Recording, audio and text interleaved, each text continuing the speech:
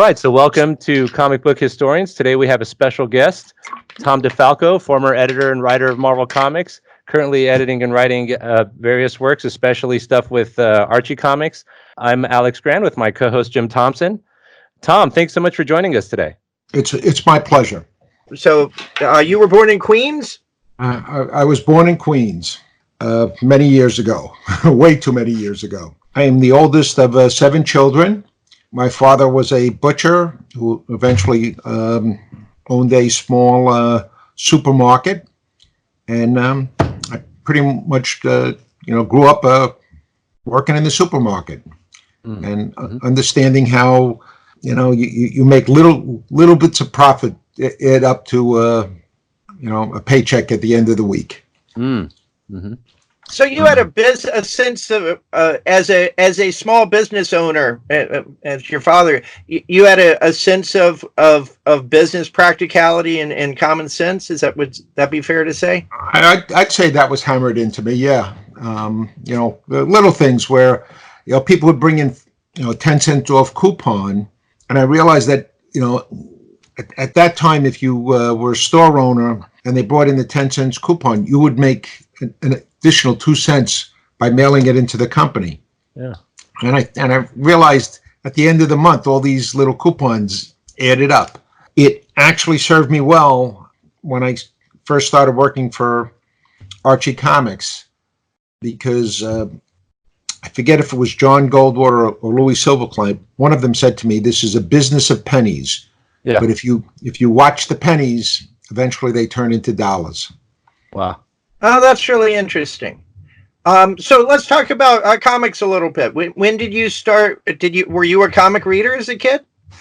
I started reading newspaper strips. The Phantom, Mandrake the Magician, Pogo Possum, on Stage by Leonard Starr, and very occasionally Prince Valiant, because my father didn't pick up that paper. Dick Tracy, all of the basic comic strips. I got into comic strips very early, and I used to cut them out of the newspaper. I was hoping my timing was right, and I would cut them out of the paper after my father had read them, not before. And somewhere along the line, I think it was at some family party, and one of my cousins, my cousin Johnny, he was a few years older than me, handed me a Batman comic. It was either a Batman comic or a detective comic. Yeah. And I remember looking at this creature Batman, and it scared the heck out of me. But I really liked this thing called comic books. And I started searching around and discovered that they were on sale pretty well everywhere. And, from then on, I was kind of hooked. What year you think was that when you started reading the comic books? Oh, I'm going to guess 1956, 57, somewhere around there. So kind of like that Jack Schiff era of Batman, kind of, and then so this was before the Marvel stuff was coming out. Okay. Sure. Were you reading any EC stuff, or just mainly more kid superhero things? It was the kids' comic books, the Harvey comics, the DC superhero things. Yeah. The occasional Marvel monster book, plenty of westerns. I love I love westerns. I've read elsewhere where Walt Kelly was actually a pretty big influence, or at least one of the ones that really, really grabbed you early on. Is that right? Oh, like I mentioned earlier, Pogo Possum. Yeah. Was that was his strip, and Kelly's his artwork, his way of dealing with characters, it just really hooked me. One of my trips to the library, I saw this book. I think it was called Just Fine Says Bug, which was a collection of pogo strips. And I must have taken that book out 100 times from the library, just studying it and just enjoying it. Oh, that's great. So do you feel that Walt Kelly's Pogo had better characterization more than, let's say, the DC Batman stuff? Or did you feel that you liked the DC Batman characterization as well? Well, like I said, Batman scared me. Right. I stuck more with the Superman line of comic books. Oh, I see. You know, I love Jimmy Olsen because Jimmy Olsen kind of reminded me of me. There were 5 or 6 page stories, and for the first 4 or 5 pages, he'd just screw up, and then he'd hit his signal watch, and Superman would come and rescue him. Yeah. And I just kind of thought of Superman, you know, kind of as a father figure, and thought, hey, you know, whenever we get into trouble, Superman will rescue us. Oh, interesting. But in terms of the Walt Kelly stuff, you know, they both had different appeals to me. Right. You know, I loved them both, and I also loved a lot of the Harvey stuff, Hot Stuff, the Little Devil, and Spooky. You know, they're all great characters. I enjoyed all that stuff, and of course I read the Archie comics too. So, did you recognize Spooky as like being a fellow New Yorker? Was there like a? I didn't. I don't think I was thinking in terms of New Yorkers. Because as far as I was concerned, it was all New York. I didn't know there were other states of the Union. Right. Or that people were not like. Yeah, I didn't know. You know, I didn't know that there were, you know, places in this country where you can't get a decent slice of pizza. Right. When I found that out, it broke my heart. Empathy. That shows a lot of empathy, actually. Did you, looking back as an editor, do you feel that Mort Weisinger was a good editor of those Superman comics you were reading as a kid? This is a question no one has ever asked me, and I've never really analyzed it. I think Mort produced the kind of material that was needed at the time, because at that time, comic books, I think, were aimed for, you know, 6 to 10-year-olds. And that material was perfect for, you know, when you're 6, 7, 8 years old. You know, certainly the Jimmy Olsen stuff where he turned into a giant turtle or a werewolf or what have you.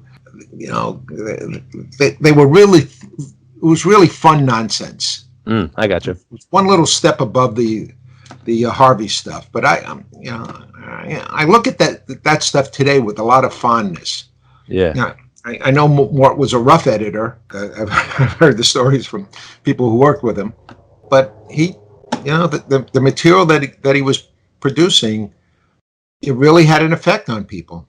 You see his influence today from so many writers who were, you know, trying to make sense of these characters, and, you know, Mr.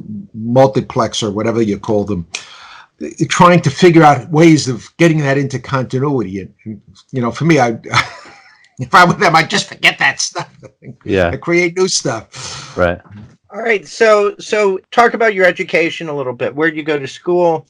Well, I went to high school or college, or, you know. Let's go straight to college. College, I went to a small college called Lemoyne College. Somewhere early on in my life, I discovered that I wanted to be a writer when I grew up.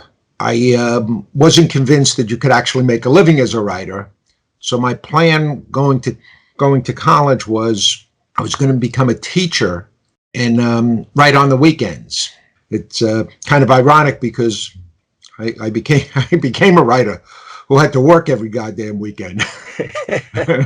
I ended up having an elective in my freshman year, which you're not supposed to have. And I figured, you know, I might as well take an education course.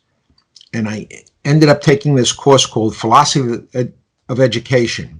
And I was a freshman. I was in a room full of seniors who had gone through all 4 years of the education course.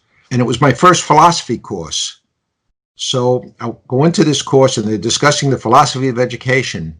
And they would ask questions and no one really knew the answers. They were just discussing things. Now, I didn't, because I had never taken a philosophy course before, I didn't realize this is how philosophy works.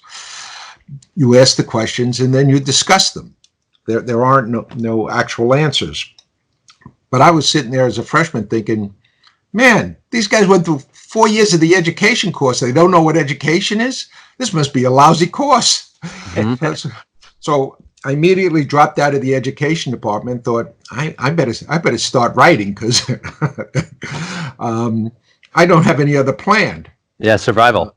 Yeah, so a very lucky guy. I did some short stories, and very lucky. I actually managed to sell them. And there was a local newspaper, and I started working for the local newspaper, doing reviews and writing whatever the heck they assigned me to do. At some point, I applied to work in the college public relations department and writing press releases and that sort of thing. So I was building up a portfolio. Had you worked in high school for your high school paper or anything, or was this your first published work? Oh no! In high school, I worked for the school newspaper, the school literary magazine, all of that stuff. I keep trying to figure out now, what was my first, professional work? It was either 1969 or 1970. I think it was 69 was when I first sold my first couple of short stories. And I just kept writing. In college, I teamed up with an artist, and we actually did a weekly comic strip for the school newspaper. What was it about? Oh, it was called The Crimson Crackpot. And I look at it now, and it was really terrible. It was really terrible. We thought it was very funny at the time, but oh man, we just made fun of people on the college and the things that were happening on the campus at that time. Now, what kind of short stories were you writing? Like genre fiction? Were they horror, science fiction, or was it? They were mainly, I guess, mainly fantasy kind of stories. I learned early on that I didn't have the technical expertise to do science fiction. I was once working on a science fiction story, and I had to work out a math problem, and it took me 4 or 5 hours to work out the math, so that I knew that science actually worked. And that became one sentence in the story. So oh, that's funny. So I thought later on, yes, science fiction, not for me. So it was that, and then later on, I eventually graduated to mystery stories and things like that. And were comics at all in your mind that might be a direction you would go in terms of comic book writing? I didn't really think of aiming for comic book writing when I was in college and stuff. I was thinking more about trying to be the next Edgar Rice Burroughs. When I was a kid, I discovered the Marvel comics when I was about 10 or 11 years old. Fantastic Four 3 and 4. I bought them both up together. And I became a Marvel fan from that day on. Oh, cool. There were two really good writers when I was growing up. It was Bob Canninger and Stan Lee. Yeah. And I figured if you weren't Bob or Stan, there was no future for you. Right. By the time I got into college, Roy had come on the scene, Denny O'Neil had come, so many other guys had come on the scene, so I saw it as a possibility, but I didn't really think too much about comics, until I graduated. And when I graduated, I started, looking for a job. Right. Because I was programmed. You had to have a job. You had to have a paycheck. And I wrote, I sent out resumes to all the companies, including Archie. And I heard back from Archie. Right. They invited me up and gave me an interview. I met Victor Gorlick, who, taught me everything I know, but not everything he knows. And I'm still, hawking him for that stuff. Oh, that's cool. And I started at Archie. And what year was this? Oh, yeah, go ahead. What year? Yeah. 1972. And you met John Goldwater, you mentioned earlier? I eventually met John Goldwater. There was, at that time, there was John Goldwater, and who was the president of the company, Louis Silberkleit, who, I think it was co-president. I'm not exactly sure what their titles were. Right. Richard Goldwater was the editor. And Michael Silberkleit, the son of Louis, was the guy in charge of the business aspects of it. Oh, cool. So I think Michael had seen my resume and thought, let's give this idiot a chance. How were those guys interpersonally? I think a lot of people are curious about that because I think they see the names, but they don't know how they were on a personal level. Well, it was a small family company. They were used to doing things as a small family company, running it like that. But, between John Goldwater and Louis Silberkleit, these guys kind of created the comic book industry and forgot more about comics than most people anytime a Goldwater would come into the room, I would open my ears to see whatever I could learn and try to ask him a bunch of questions. A lot of times he would brush me off because I was asking very basic questions. But he and Louis and Michael and Richard, they all understood the business so intimately that, a 5-minute conversation would be like taking, a 6-month course anywhere else. I sometimes look back and think about all the greats that I got to ask questions on and work with and learn from. Because I learned from the Silberkleits, the Goldwaters, Victor Gorlick, who I think he joined Archie maybe when he was about 16 years old, and he's still there, well into his 70s or maybe even his 80s at this stage of the game. And these guys understand comics on a really basic, intimate level. It's, the knowledge they have or had, it just takes my breath away. Wow. So, when you went to work at Archie, when you were a reader, were you reading Archie as a kid? I had read a bunch of the Archies. I enjoyed the Archie comics and especially the Jughead comic book.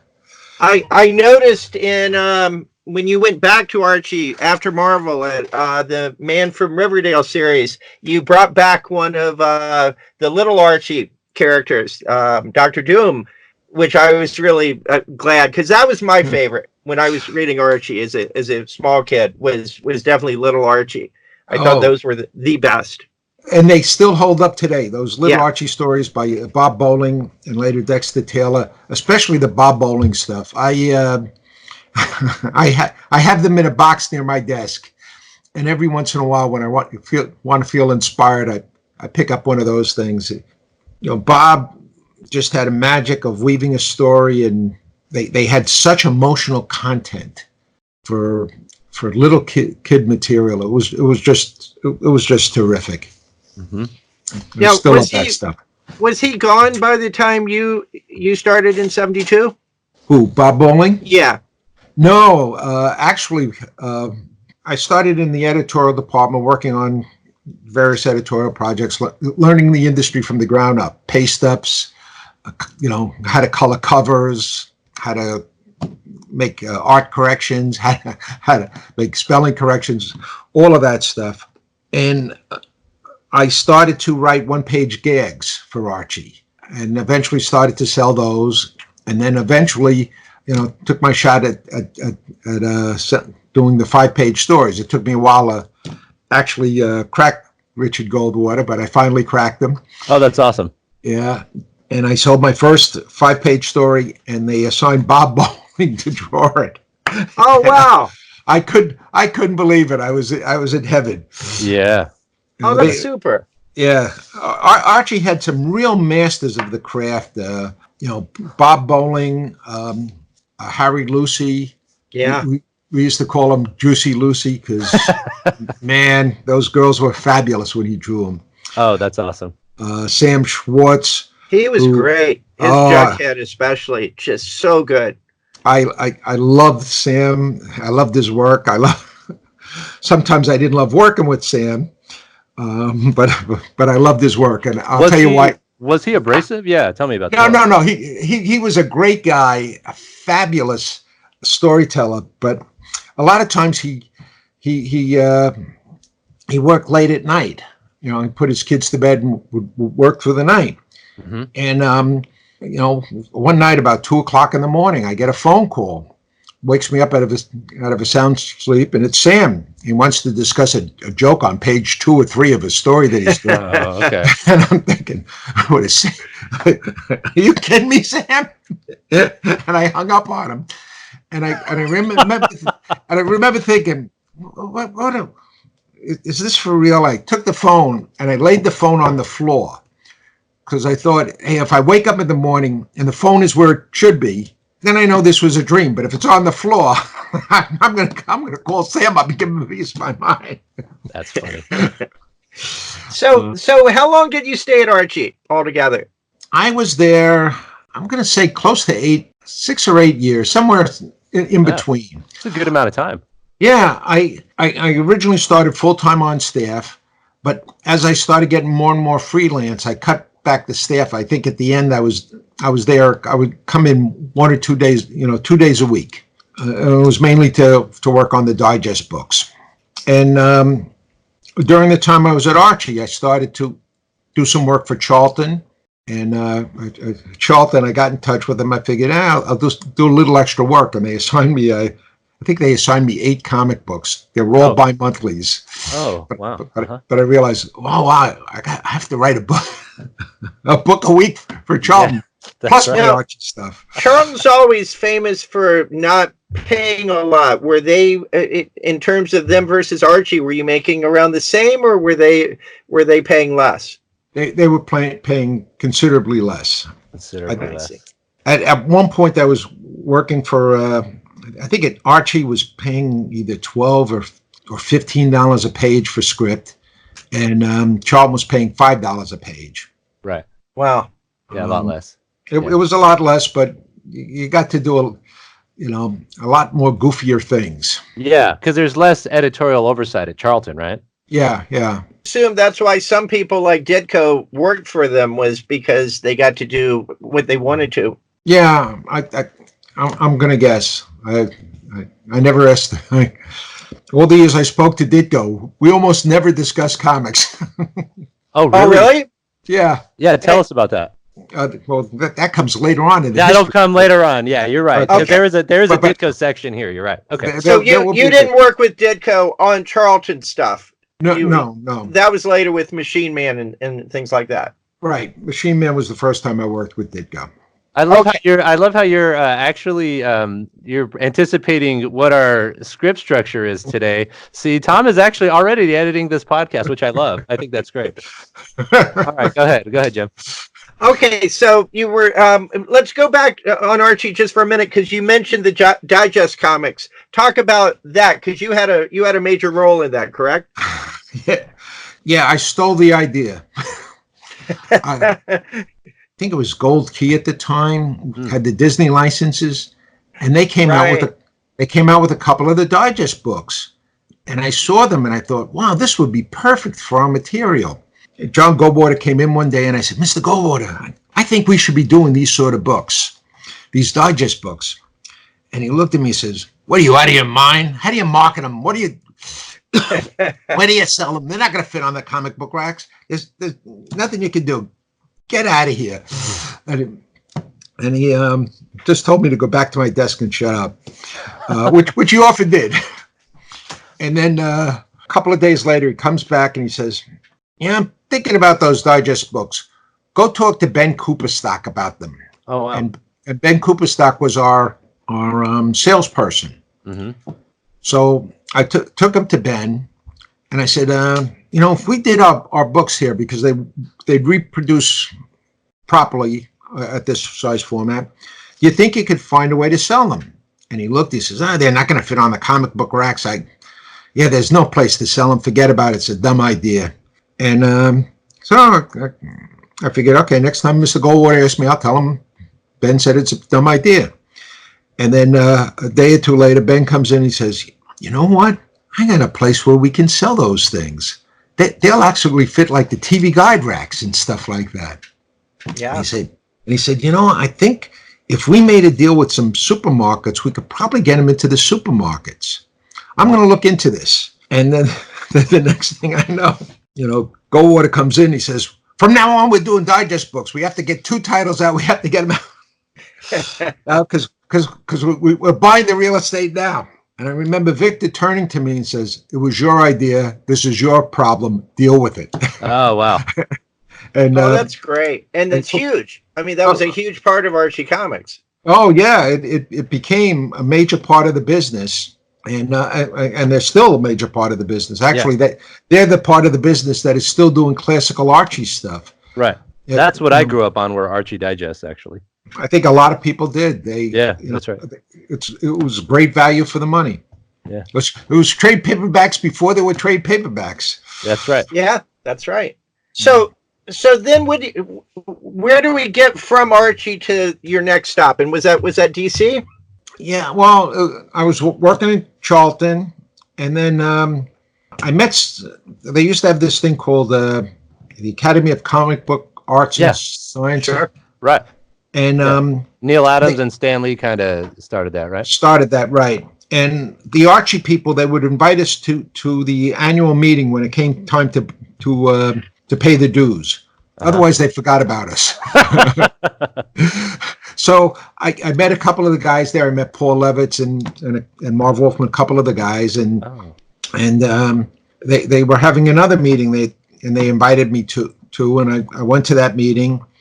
And at a certain point, Paul was working with Joe Orlando, and they were doing some custom comics. And they asked me if I'd like to, do some extra work working on their custom comics. So I started working on custom comics for Joe Orlando, and then he was talking to me about maybe doing some humor stuff for DC, because they always wanted to do humor stuff and things for the younger markets.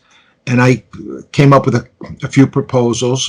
One of them was that they approached me with something called Super Juniors. It was supposed to be a 60-page book that was done tabloid sized. I forget what they used to call those tabloid sized comics, but it was going to be done for that. Like the size of their Treasury editions. The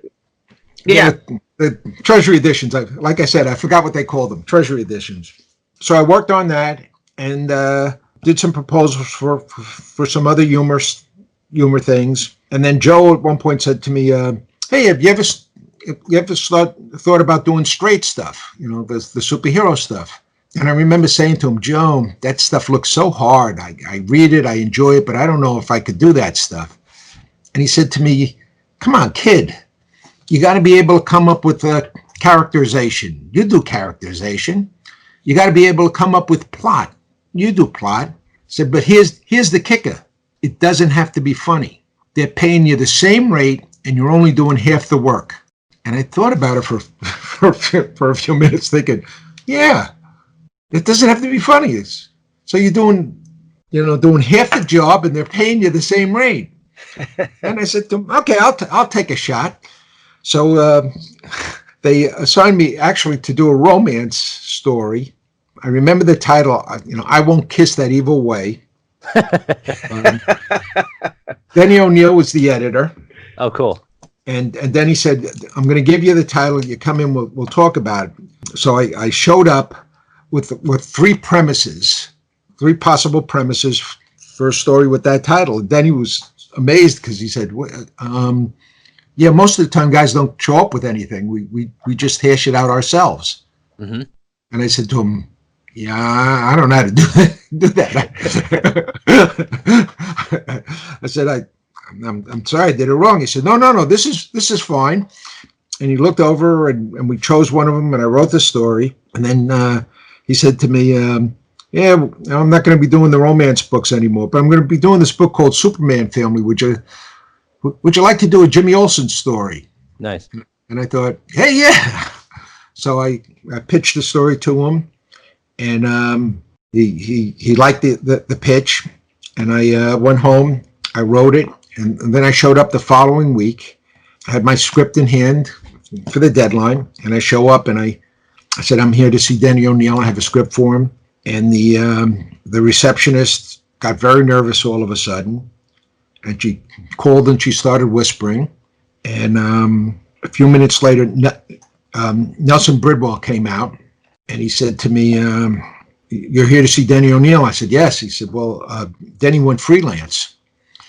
I said, "Denny went freelance?" I said, "Well, he asked me to write a Jimmy Olsen story." He says, "Well, I'm editing that comic book now." Okay. He says, "And I already have my own writer." Wow.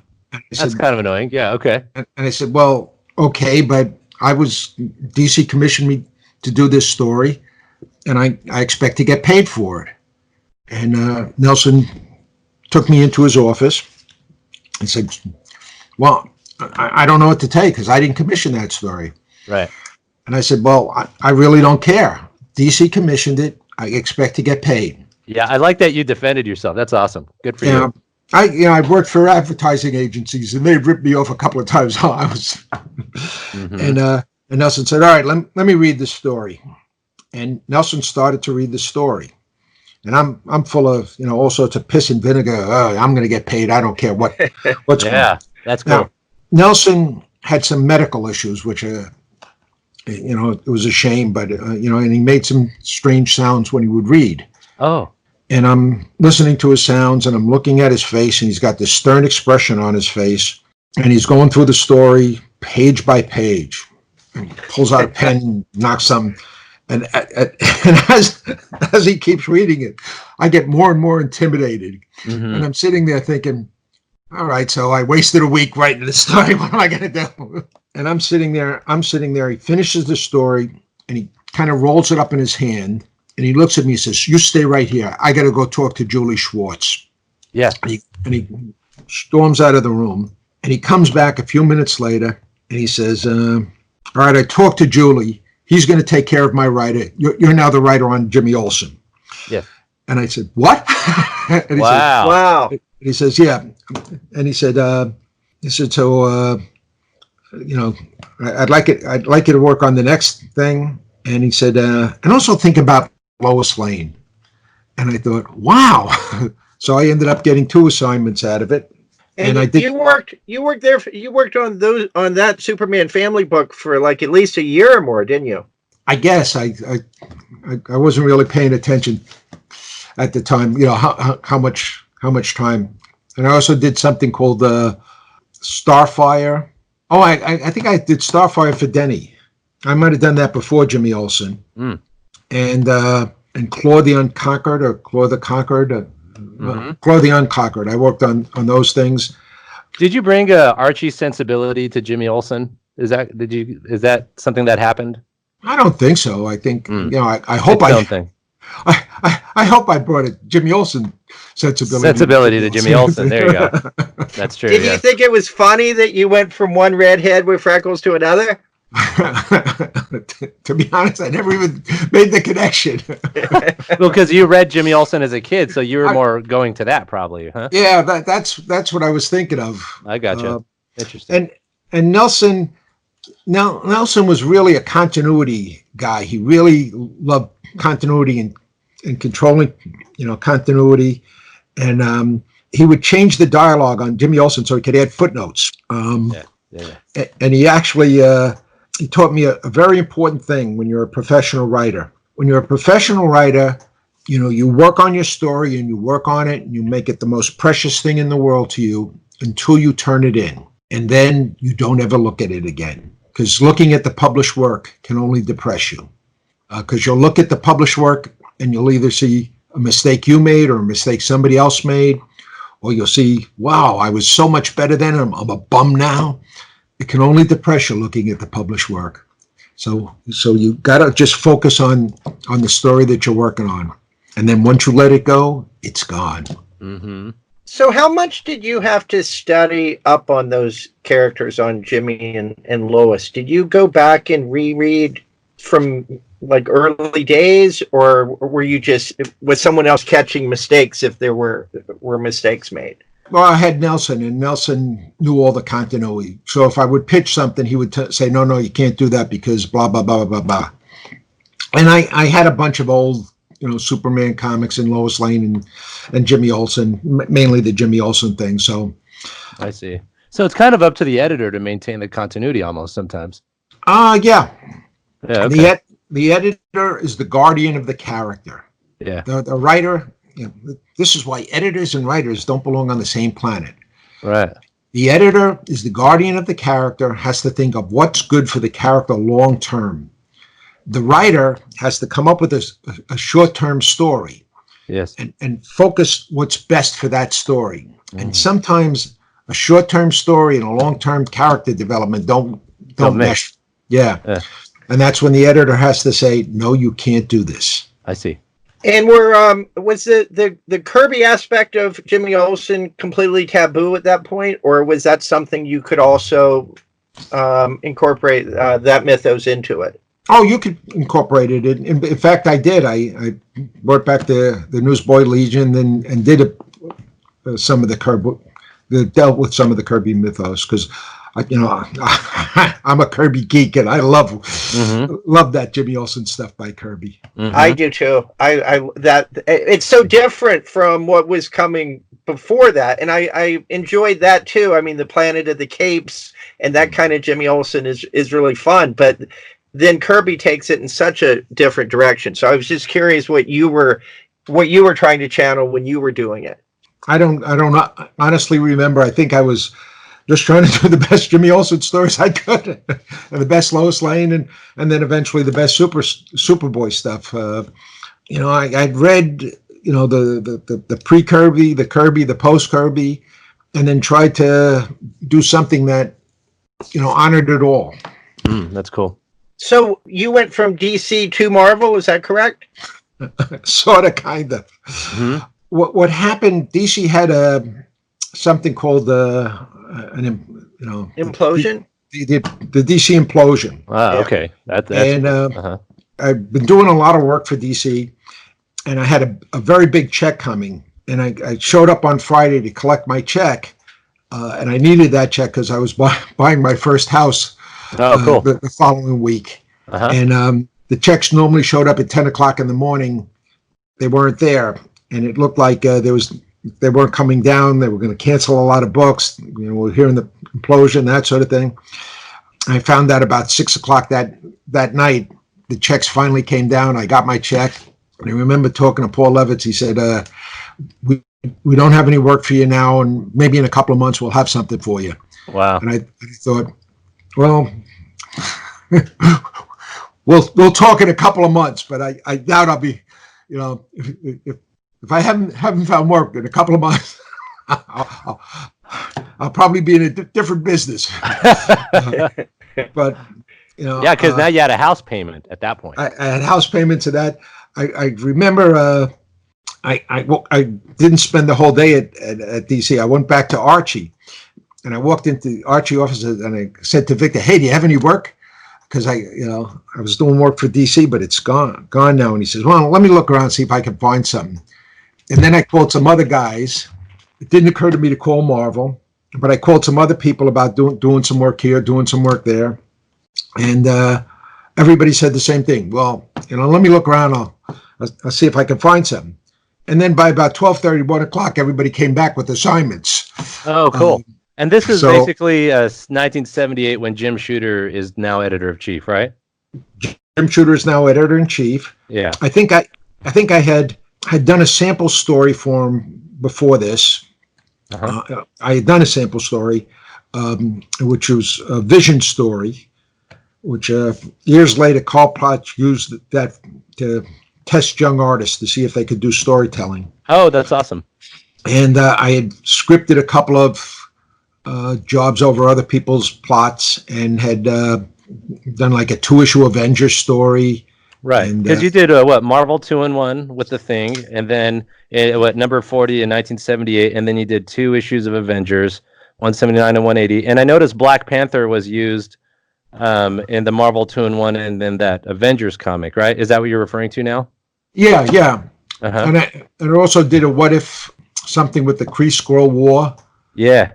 Yeah, and some odds and ends. But I, after about 3 weeks after the implosion, I went to talk to Shooter, and I said, "Hey Jim, I don't know if you noticed, but DC had an implosion that day a couple of weeks ago." And he says, "Yeah, the day it happened, I had a line of guys outside my office." He says, "I was wondering why you didn't show up."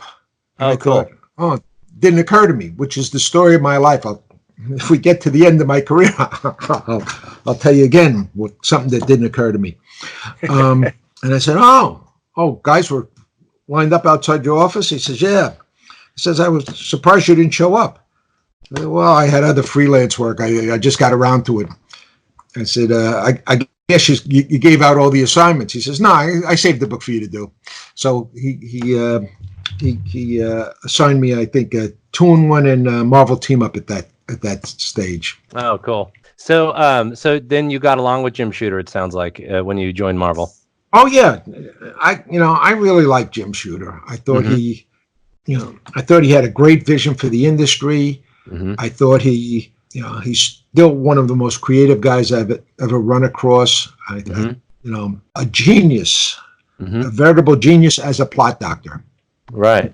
Guys would come in and tell a story, a meandering thing that had no beginning, no end, no middle. And Jim would listen to him for about 15, 20 minutes, and then he would pull out a gem, a diamond from that thing and said, here is the core of your story, and explain to them how to construct the story. And I used to sit there and think, man, I fell asleep, 15 minutes ago, but Jim can always zero in on the core of a story. Wow.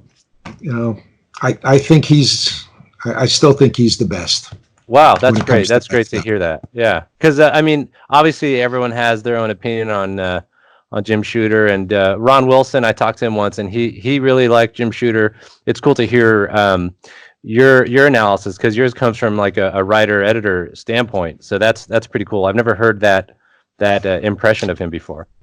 Well, Jim really understood story and story structure. And I'm an anal retentive structurist, so I really appreciate it. Oh, that's great. So now, one of the things you did also when you came to Marvel was the 5 final issues of Machine Man, and Steve Ditko was doing art with that. So tell us about working with Steve Ditko. All right. Well, the editor of that was Denny O'Neil, who had come over to edit Marvel, and he said, "Hey, you want to write Machine Man for me?" I said, "Yeah, absolutely." And I knew Ditko had done the last couple of issues with Marv Wolfman, and I said to Denny, "Is Ditko going to stay on the book?" And Denny said to me, "Well, he wants to read the first plot before he makes a decision." And I thought two things. I thought, A, that's fair. He's Steve Ditko. He ought to be able to make that decision. And B, I thought there's no chance in hell he's going to stay on this book, because I didn't think I was good enough to write plots for Steve Ditko. Okay. I turned in my plot, and a couple of days later, I get a call, and this voice on the phone says, "What gives you the right to write about heroes?" And I said, "Excuse me, who is this?" And he says, "This is Steve Ditko." And we ended up having about a 2-hour conversation on the nature of heroes. What makes a hero? What do we look for in a hero? All these different things, and the conversation went all over the place for about 2 hours. At the end of the conversation, he said to me, "Well, this was fun. We should do it again sometime." And he hangs up. And I thought, is he going to stay on the book or not? I start working on the next plot, and I turn in the next plot, and then he says, "Oh, I'll have artwork for you in a couple of days." I said, "Yeah, who's doing the artwork?" He says, "Steve Ditko."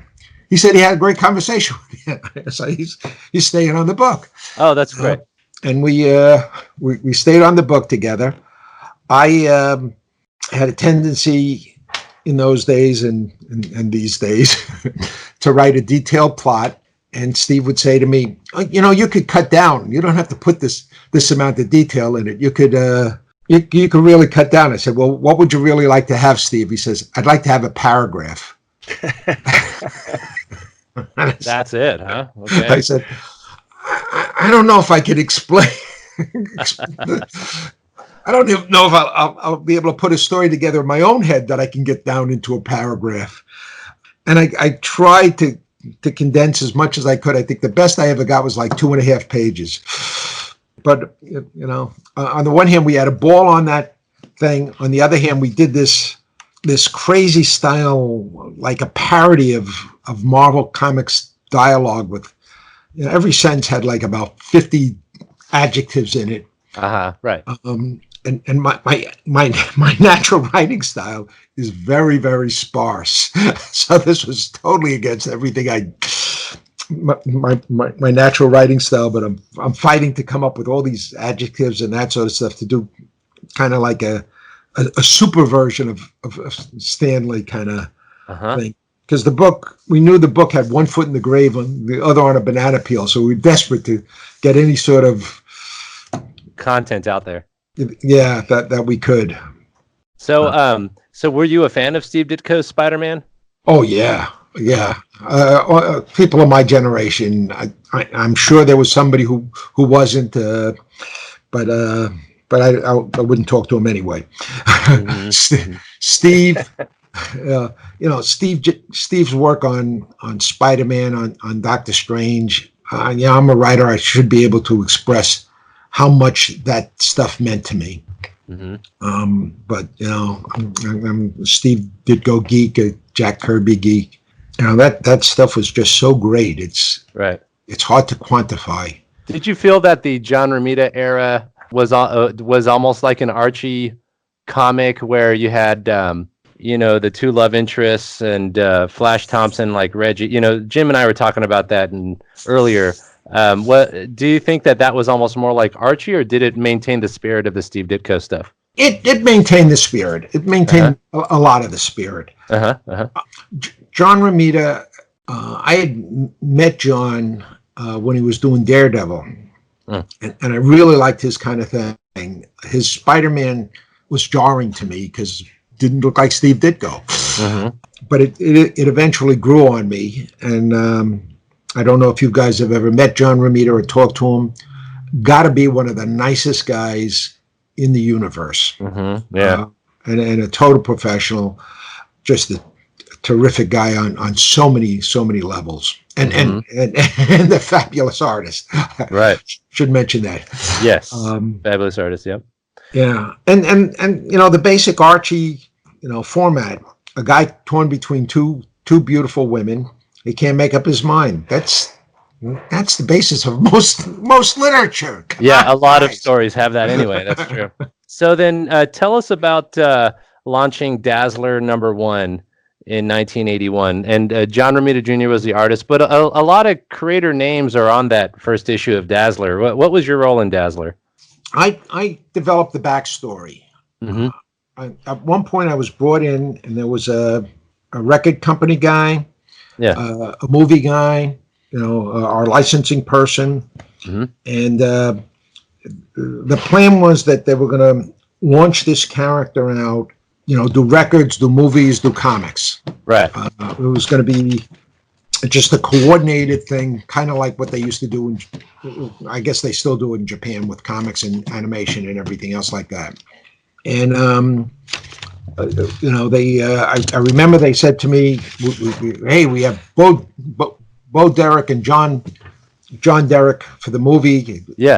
Bo's going to star, John's going to direct. Right. They just have a movie before called Tarzan. And I'm a big Edgar Rice Burroughs fan. I was waiting anxiously for that Tarzan movie, and I said, okay, and she's going to be the Dazzler. They showed me the artwork. John had done a publicity piece, and they said, her power is Bo is so beautiful that she makes people tell the truth. Which sounds like Wonder Woman's rope or something. Right? Sounds like Wonder Woman's rope, and I think something must have flashed across my face. Because the record guy said to me, "What's the matter? You don't like that idea?" Yeah. Well, what's your idea, wise guy? And I said, "Well, it's just not a very visual power for comics or movies." Right. Yeah. I said, "Well, okay, wise guy, what's your idea?" And I said, "I don't know. Dazzler should have something to do with light." Yeah. And I always remember the movie guy. So you originated the light power with Dazzler? Yeah. Oh, that's awesome. At the time, I said Dazzler Light, and I looked at the movie guy and the licensing guy looked at each other like, "Oh man, what a stroke of genius!" And I'm genius, thinking, yeah. And I'm thinking, you bring 100 comic book guys into this room, and you say a character's named Dazzler. What's her power related to? Yeah. At least 99 of them are going to say light. So that's true. Yeah. So I thought, okay. So I'm a genius. Okay. I believe that one. So how did that coordinate with her first appearance in X-Men 130 in 1980 then? So you created with JRGR, but her first appearance was in Chris Claremont's book. So how did that work out? Well, what happened was we ended up doing the backstory. I wrote a Bible for the character. Oh, cool. Came up with the name Allison Blair. Yeah, which I love. I love that name. Okay, keep going. Allison, child of light, Blair, a loud sound. Oh, that's so corny, great. So corny. That's awesome. And no one ever caught me on that. And we did the backstory. We did the Bible. We put together the first issue. It was supposed to be a super special, a full color super special, 40-page full color super special. However, before it was going to go out to press, we were just finishing it up. Before it goes out to press, Tarzan comes out, and Tarzan was not well received. I think that was kind of the end of John Derek as a director. And it hurt Bo's career for a while and that sort of thing. I see. So the movie people dropped out, and then eventually the record people, and then they took the Dazzler and they put it on a shelf. I see. Okay. And then time went by, and then I'm trying to remember the time sequence when the X-Men came out, the Spider-Man came out. And I think we followed that by about 6 months or something like that. Yeah, that's right. Because it's cover dated 81. Yeah. Yeah. They decided to let it be a direct-only comic book. They said, hey, we have a 40-page story. We'll just cut it in half, except that the story was not constructed that way. So we had to add material in the front part, the back part. I always look at the first page of the second issue where Dazzler is sitting there, and she's got like 200 thought balloons, and then we were off and running. And then did Claremont ask you some deep backstory about her before implementing her in the X-Men comic? Was there a conversation about that? I don't think so. I think he just read the Bible. I think he read the Bible that you wrote. Yeah. Yeah, okay. I think he just read the Bible because he and Marv both followed the Bible. I got you. That's pretty awesome. All right, then now tell us, you did something similar with G.I. Joe. I know that you worked with Hasbro in creating some backstories for some of those characters in G.I. Joe. I know Larry Hama also did, but tell us about your role in that. All right. It's not Larry Hama also did. Larry Hama mainly did. Mainly did. There you go. Mainly did. I was tasked with being in charge of the creative team and doing the first couple of issues, editing it. Of the comics. Of the comic book. And that's 1982. Okay. I guess so. Maybe, yeah. I'm terrible with years. And Hasbro wanted to bring back G.I. Joe. The original idea was that it's one figure that keeps taking on these different identities as Frogman, as a this, as a that, as a sniper. And like Captain Action or something, huh? Yeah. And I remember we all looked at each other and thought, nah, how about we make it a team? And they said, but who's Joe? And we kept saying, well, we'll come up with it. And I don't remember who came up with the idea, probably Larry, that G.I. Joe was the code name for the team. And Archie Goodwin came up with the idea that, we all wanted a faceless enemy, kind of like the stormtroopers on Star Wars. Yeah. A faceless, unlimited enemy. And I think Archie Goodwin came up with the name Cobra Command. All of the story Bibles, the character Bibles, and that's all Larry Hama. I'd love to take credit for his work because Larry's a genius, and and we all wish we were. Sadly, some of us are not. And I basically got to sit back and watch Larry's genius at work. Oh, that's cool. Okay. So then also tell us about, and we're going to go back into 1981 right after this part. This is just more character creation. Tell us about being part of that creative team that introduced Transformers to the United States in 1984. Hasbro was so happy with what we had done with the G.I. Joe that they said, hey, we have another project we'd like you guys to work on. So, terrific. And they showed up, but this time they showed up with non-disclosure agreements and stuff like that, and they brought their lawyer. Yeah. And naturally, the Marvel had to bring down their lawyer. The two lawyers discussed this thing and argued about this thing to come up with a document that everybody could sign. Right.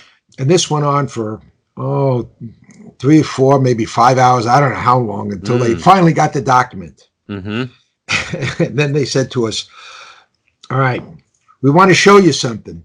And they took out a couple of Transformers and they put them on the desk. And when they put them on the desk, Larry Hammer and I were sitting opposite each other on the table, looked up at each other and said, could you excuse us a minute? And Larry and I got up. We walked out of the room. We walked down the hallway. You know, he went to his office. I went to my office. We both picked up Transformers that we had bought at Forbidden Planet, you know, like a year or two earlier. The Japanese ones, yes. And put our Transformers down. And the guys look, where did you get those from? A local comic book store. And our lawyer said, wait a minute. If these things are for sale at local comic book stores, why are we signing this document? And the guy from Hasbro, a gentleman by the name of Bob Pooper, says, give me all the contracts. And our lawyer said, no, I want the contracts. No. Pooper says, no, hand me the contracts. And handed him all the contracts. He took them, he ripped them all up. And he says, okay, we're now going to work on this stuff without the non-disclosures. Oh, that's hilarious. Now, once we found out what they wanted us to do, I had to absent myself from the meeting because I was working on another robot property for another toy company called Starfire. And I was working on that, I think, with Louise Simonson. She might have been Louise Jones at the time. I don't quite remember, but Louise was working on, did a great job developing the Starfires. So we went out, we worked on the Starfires, we put our comic book together, that sort of thing. And then I found out that they were still working on Transformers. And I showed up, then and to pitch in to help out a bit. I kept saying, wait a minute, why are we setting? They first came in the past. Why don't we just have it start now? Said, no. We like the idea that it started, that they crash landed in at the Arctic years ago. But we ended up finessing it, getting it all together, and then Hasbro liked it, and and Transformers went on to become another big success. Oh yeah, for sure. I mean, I still like Transformers even now, but the original cartoons and comics, Marvel Comics, are my favorite. So then let's talk about 1981 to 1983. So this is you were actually editing quite a few books for Marvel. As editor now, did you get some pointers from Denny O'Neil, who you had a relationship with up to this point? Or did you kind of, just from being edited, you got a sense of how to edit? How did that all work out? Well, I had always been asking questions. Like I said, I'm a very lucky guy because I got to work with the Silberkleits and the Goldwaters. When I was over at DC, I got to work with Joe Orlando, a great editor, and also Sal Harrison, who also understood a lot, created a lot of the business aspects of comics. And it worked with Denny, and it just picked up a bunch of things. I became an editor at Marvel because Shooter was reorganizing the editorial staff, and asked me if I'd like to come on as an editor. And I said to him, Jim, I haven't had a full-time job in so many years. I don't even know if I could, have a full-time job at this stage of the game. I'm not constructed for that. I'm, mainly a writer, and I got, comic book stuff, other stuff. And Jim said, come on, I just need you for maybe 6 months. You can do 6 months, can't you? And I thought, yeah, I can do 6 months. That's cool. So, okay, I'll do it for about 6 months or so. Yeah, 6 months became 20 years. And I remember when I expected to get all of the low-selling, crummy titles at Marvel. He asked me what book did I think was the worst book Marvel was producing, and I said I think Ghost Rider. Really, it's supposed to be a motorcycle book, but I don't think those guys have ever been on a motorcycle. Right. Because you wrote the 2-in-1 with Ghost Rider in it. Yeah, I don't know when I did that, but I thought, yeah, Ghost Rider, that book needs help, and so naturally he gave me Ghost Rider, and he gave me the Spider-Man titles, and give me Spider-Man, What If, and Micronauts. Yeah. And I remember getting the Spider-Man titles, and I said to him, Jim, is it really a good idea to give Spider-Man, the Spider-Man titles to your most inexperienced editor, a guy who doesn't know anything? Yeah. And he said to me, "Oh, Spider-Man is just like Archie, except with superheroics." Right. And I thought about it and said, "Yeah, he's kind of right on that. All right, I'll take a shot at it. What's the worst that could happen? They fire me, but I'm only going to be here temporary anyway, so who cares?" Yeah. So that's pretty cool. So then, now one of my favorite, Thing stories you wrote, Ron Wilson penciled it, where the Thing and Sandman, they fight, but then they drink a beer together in the bar. Do you remember writing that? Yes, I do. I love that. I love the cover to that. I love every page of that story. And I posted it once in the Comic Book Historians group, and there's so much fan love for that issue. What went into that? Like, what came up with, how'd you come with the Thing and Sandman drinking a beer together? It was time to pitch a story, and the Sandman had become that mud monster with Hydro Man. And I thought, I'd like to cure Sandman, and I was trying to think of a story, and I thought, we could do this, have them cured, and then they fight, and then the Thing and Sandman fight, and that sort of thing, and I started to half-heartedly pitch that story, one of those kind of standard story. And Shooter looked at me and said, "You're not interested in this story." And I said, "No, I'm really not." I said, "Well, why are you pitching it?" I said, "Because you wanted a story and I had to come up with something." He said, "Well, what story do you want to really tell?" And I said, I think after becoming a mud monster, just really having the stuffings kicked out of you, it's gonna just shake you up.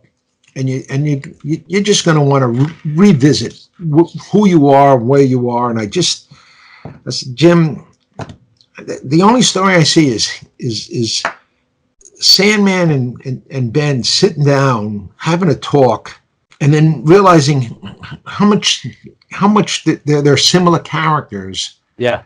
And where they, one had gone bad, one had gone good, and that, maybe they can come to terms." And he said, "Sandman and the Thing come to terms?" I said, "I think so." He said, "Well, why don't you see if you can make that a story?" Yeah. And then I went home and worked on it, and you've seen the results. And I remember when I turned it in, Jim said to me, this is really a weird story for a Marvel comic book, but you know what? I think it really works." Yeah, it works because they do have similar sensibilities. The same kind of rough, kind of blue collar sensibility about them. Yeah. I love doing Marvel 2-in-1 because I loved doing the stories about Ben, and I got to do some really weird stories. The stories with Sergeant Fury and his Howling Commandos, and the Blue Diamond, and the story with the Champion. They were really goofball stories that really. I love those. And then now I also noticed you edited some Fantastic Four that John Byrne was doing. Is that right? Yes. At a certain point, I had gotten all my books on time, and my deal with Shooter is once I got my books on time, I didn't have to come into the office every day, so I started to come in a few less days a week, and Jim had a problem with one of the other editors, had to let him go, and then took all of his books and gave them to me. Yeah. I said, because he said, "Your books are all on time. Make these on time too." Yes. I said, "Oh, okay, thanks." That's more work. Yeah. There's more work, and I got to work with John Byrne for a few issues. Is he hard to edit? I mean, just because of him? No, not because of him. John is hard to edit because John has such a vision of what he wants to do that if he sells you on that vision, you are totally sold. I see. And he knows what he's doing. He's a consummate professional when it comes to the artwork, comes to getting the work in on time, that sort of thing. you might quibble with a sentence here or there, but he knows what he's doing. So Yeah. In that regard, he's hard to edit. As if you're asking me, is he thick-headed? Well, yeah, but not in terms of the editing process. He's just naturally thick-headed. I see. So am I. I think. So if you saw a sentence that you felt could have been phrased a little better, he was generally okay with that? Oh yeah. Oh, that's cool. Whatever anything that improved the story, he would embrace. Yeah. Now this next question is part of the merchandise items we talked about earlier, but also part of the '83 time. Is you wrote and created Peter Porker's Spider-Ham, right? Yes. And I loved that as a kid. But what led into that? And this is an interesting question. I know Jim has asked: did Cerberus have anything to do with the look of Spider-Ham? I don't know if Cerberus had anything to do with the look of Spider-Ham because, I don't remember if it was Larry who did the initial sketch or if it was Mark Armstrong who did the original sketch, and I can't tell you what was going through their minds. Oh, okay. Yeah, tell us about how Spider-Ham came about. Yeah. Spider-Ham came out as kind of a joke. Yeah. Larry Hama and I were sitting in his office, as we, often did, and all sorts of crazy projects would come whenever Larry and I were sitting together. Uh-huh. And we're talking, and we'd just gone through some meeting with the comic book retailers. Mm-hmm. And comic book retailers were always convinced that Marvel was going to open up its own stores, kind of like the Disney stores that were for sale, that were in Disney World and Disneyland and that sort of thing. Yeah. They were always waiting for Marvel to open up their stores. Mm-hmm. And Larry and I just laughed about that because, being a publisher is one business. Being a retailer is a whole different business. Right. And, we knew that, nobody at Marvel had the expertise to open retail stores except for maybe me and Larry. And we weren't doing that. And we're laughing about it.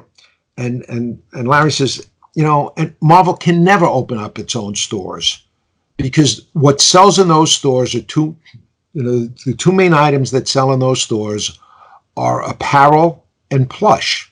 Mm-hmm. And in those days, we had, Comic Images would do T-shirts. Mm-hmm. And was our only apparel license. And we had absolutely no plush. And Larry said, we'll never be able to do plush unless we have funny animals. Mm-hmm. And I said to him, do you mean like Peter Porker Spider-Ham? And Larry said, no, I was thinking more of a Goose Rider. And then the two of us, trying to top each other, come up with animal names for different Marvel characters. Yeah. And we're just throwing these names out at each other. Just having fun. And somebody, I don't remember who, comes into the office, listens to us for a few minutes, says, what are you guys talking about? Is this some new book you're doing? And Larry and I looked at each other and said, absolutely. And then we put in a new project proposal. We took it up to Jim Shooter and said, hey, we want to do this book called Peter Porker Spider-Ham.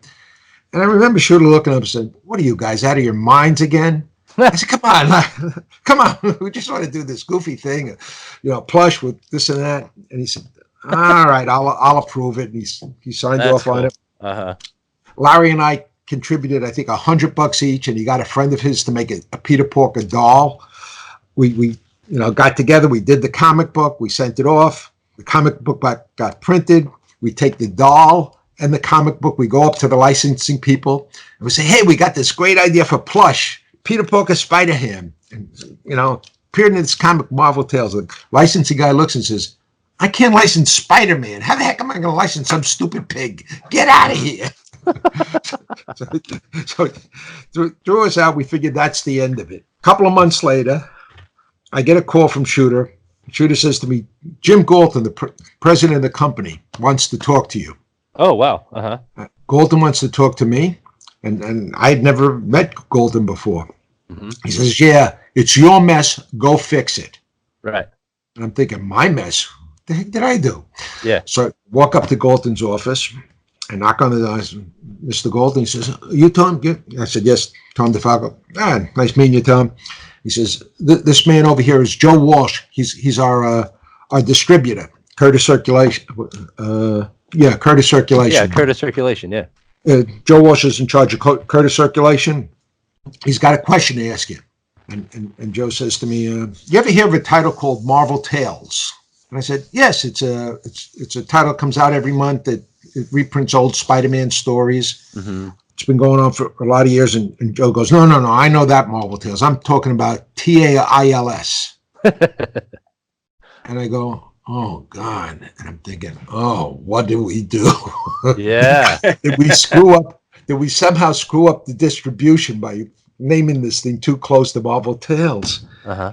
And I said, yeah, it was a one-shot that featured Peter Porker Spider-Ham. And Jim Golden goes, what? I said, Peter Porker Spider-Ham. You mean like a pig? And I go, yes, sir. And it was a one-shot. And Joe Walsh says, sold 60% on the newsstand, which was terrific numbers. Yeah. And Golden says to me, so when is the next issue coming out? I said, Mr. Golden, it was just a one-shot. There is no second issue. Joe Walsh says, it sold 60% on the newsstand. And Golden says, when is the next issue coming out? Still not getting it. I said, Mr. Golden, it was a one-shot. And Joe Walsh says, it sold 60% on the newsstand. Yeah, that's significant. And Jim Gold says, Tom, you're not hearing me. When is the next issue coming out? And suddenly the light bulb goes off. I said, in 3 months, sir. And Joe Walsh jumps up, extends his hand. Pleasure doing business with you, son. That's it. That's what he needed to get out of you, yeah. And Jim says, you better get to work, Tom. And I walked downstairs.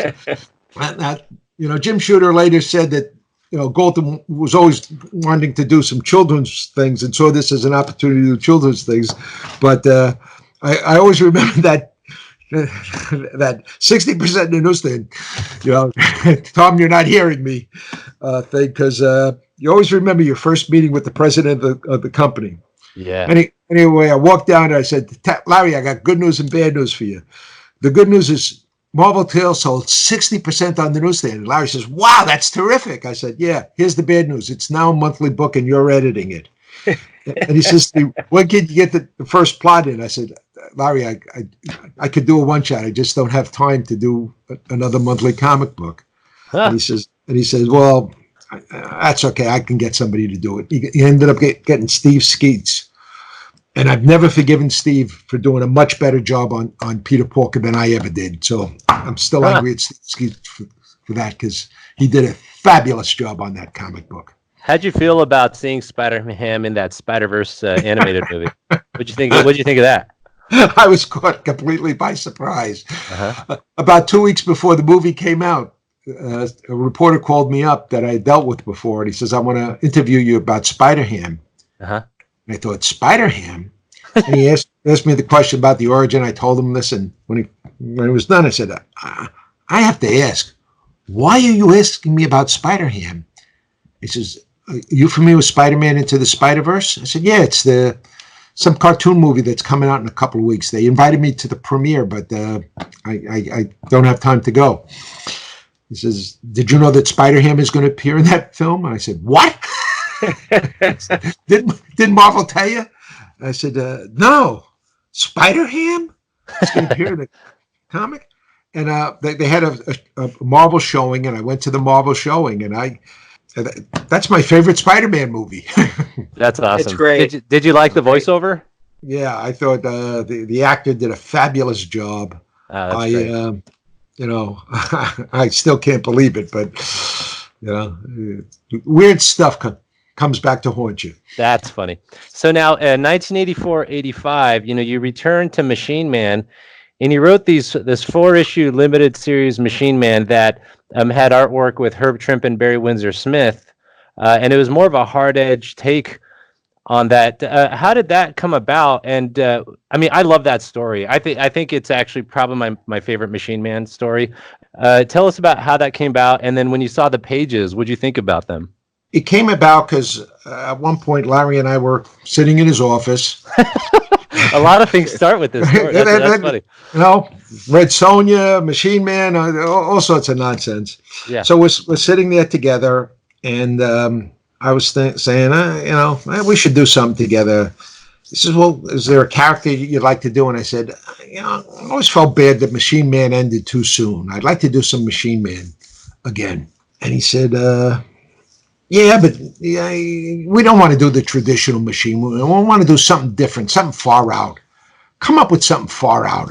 And I said, all right, I'll see if I can come up with something. So I sat down, and I started coming up with ideas, and I approached Larry, and I said, you know, so this is what I'm thinking, that, you know, they put him in a box.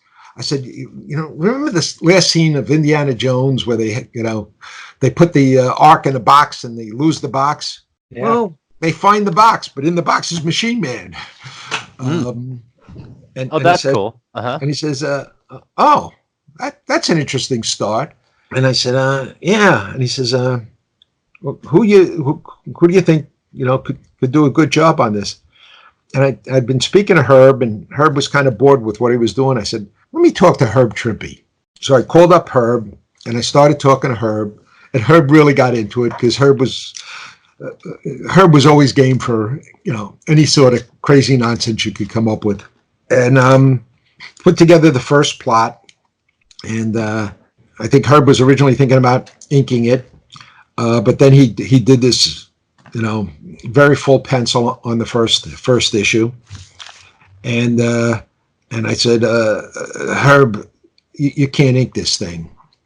And he said, why?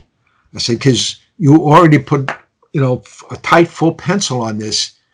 Every time you do a tight full pencil, you get bored inking. And he goes, yeah, I should have done this in breakdowns, right?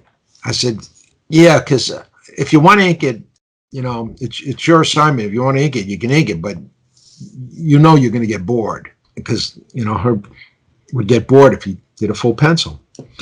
And he said, okay, well, we'll find somebody to ink it. And then Herb and I started working on the second issue, and I think he was about halfway through the second issue, and he said to me, you know, I don't know if he said it to me or he said it to Larry. He said, you know, a friend of mine came by, he saw the pages of the first issue, and he said he'd really like to ink it. And I figured I'd check with you guys to find out what you thought about it. And Larry said, well, who's the friend? He goes, Barry Smith. And he goes, Barry Smith wants to ink this thing? And he says, yeah, Barry wants to ink it. We thought, sounds good to us. Yeah. And Barry said, well, you know, I haven't worked for Marvel in years. I probably use a pen name and that sort of thing. We said, all right, you want to use a pen name? Use a pen name, whatever you want to do. And in the meantime, Herb and I finished the second issue and started work on the third issue. And then Barry started inking. And you saw the result. It was, you know, really terrific. Yeah, because he's kind of OCD and perfectionist, so it turned into like almost a whole other type of visual display in a way. Yeah, and it was a fun goofball story, and the third, you know, Herb and I finished the third issue, but by then Barry was OCD of, you know, he was looking at this as if it was his project. You know, started to talk to Herb and eventually convinced Herb to let him pencil the last issue. So, wow, incredible. And so now 1984, a lot happens in 1984. So you start writing Marvel team up and Amazing Spider-Man. Then you team up with Ron Frenz in that Spider-Man, doing Spider-Man. Tell us about how that all came about. And your first two issues of Amazing was over Roger Stern's plots, I think. Yeah, somewhere along the line, I had gotten promoted. Mm-hmm. I was editing the Spider-Man titles, and I got promoted to executive editor. Mm-hmm. And when I was promoted, you know, to become Shooter's second in command. And Shooter, I said to Shooter, he said, you know, I want you to be the second in command. You'll be the executive editor. And I said, okay, do I still get to edit the Spider-Man titles? He says, oh, sure. Mm-hmm. And then I became the executive editor, that sort of thing. He said, well, actually, we're going to put you in charge of this new thing called Star Comics, so you don't have time to do the Spider-Man titles. We're going to give them to Danny. Yeah. Uh-huh. So Danny's going to be editing the Spider-Man titles. And one of my jobs as executive editor was to keep track of creative people, our writers and artists, to make sure that people had work. And Danny comes in and he says, listen, Roger Stern has an opportunity to go and take over the Avengers, but he's going to have to give up this, Spider-Man. And I said, Roger's going to give up Spider-Man? I said, man, what idiot is going to replace Roger Stern? Because as far as I was concerned, Roger did the best Spider-Man since maybe Jerry Conway and Stan Lee. And he said, well, that's what I wanted to talk to you about. And I said, okay. I pulled down my list and I started going through possible writers and making suggestions. And I'm rattling off 3 or 4 names to him to write Spider-Man. And I look up and Danny's smiling at me with this goofball grin on his face. And he says to me, well, actually, I know who I want. And I said, well, if you know who you want, why are you wasting my time? Yeah. He said, because you're who I want. So Danny Fingeroth said that to you, right? He said that to me, and I said, Danny, I'm flattered, but I can't write Spider-Man. I can't do that kind of voice, that kind of dialogue. And he said, sure you can. Who knows Spider-Man better than you do? Yeah. I said, well, yeah, I know the character, but I don't think I can write that, especially after Roger did such a great job. I don't think I can do it. He says, well, why don't you try it? You do the first 2, you'll script over Roger's plots. And I said, so I'm kind of like the fill-in guy until you can find somebody good. And he said, yeah, all right, I'll try it. And that's how I got onto the Spider-Man book. I thought of myself as the temporary guy. And Ron Frenz, Jr. Jr. was doing Amazing Spider-Man, and he was also working on X-Men, and he needed some time off to work on to get X-Men on time, and the Spider-Man books were ahead of schedule. Yeah. So Ron Frenz came in. He was going to be the temporary guy. So 2 temporary guys did the black costume issue. Yeah. But I mean, everybody remembers that issue. Yeah. Yeah. What people don't remember is that before that issue came out, the fans had heard that we were going to change Spider-Man's costume, and we got a ton of hate mail. Oh, yeah. A ton of hate mail. At one point, somebody from the mailroom came in and dropped a sack of mail on my desk and said to me in a very unpleasant voice, I don't know what you did, but don't ever do it again, and stormed out. Everybody was convinced this black costume thing was going to be the biggest disaster. And everybody was swearing that they were never going to read Spider-Man again, and they were going to give up Marvel Comics, and we were waiting for this disaster to come out. And I remember at one point, Shooter came in to me and said, what issue does he get the new costume? I said, 252. He says, I want you to get rid of it in 253. I said, Jim, we can't do that. I said, because he doesn't, he's supposed to get it in Secret Wars, but he doesn't get it for 8 issues. We have to at least wait until he gets it in Secret Wars before we dump it, because otherwise we're going to look like fools. Yes. And he says, well, listen, if Spider-Man sales go down because of this, it's your butt. And I thought, hey, I'm only on it temporarily anyway. So, what are they? They're going to fire me off the book. They're going to kick me off of anyway. What do I care? And nowadays, when people look back on that, they think of it as a brilliant marketing play and a way to up sales and all that other stuff. Yeah, we thought we were going to get killed. That's awesome. But you stuck to your guns. That's great. So then how was working with Ron Frenz on that Spider-Man run? Did you guys kind of gel from the beginning, or how'd that work? Because you guys worked together for a long time. Yeah, well, we're still working together. We just finished up a job last week. Oh, that's awesome. We had met previously, and he was working on Marvel Tales when I was the editor, and we found out that we liked the same kind of comic books, and the same kind of things, and we were kind of in tune on that. So when we first started to do our plots together, we would discuss. We were spending a lot of time discussing character because I don't know. I still don't know how it works out because we discuss characters, what the characters are feeling, what they're going through, all the emotional impacts, and then somehow or other the stories come together. I always look back and try to figure out, how did this all come together? Ron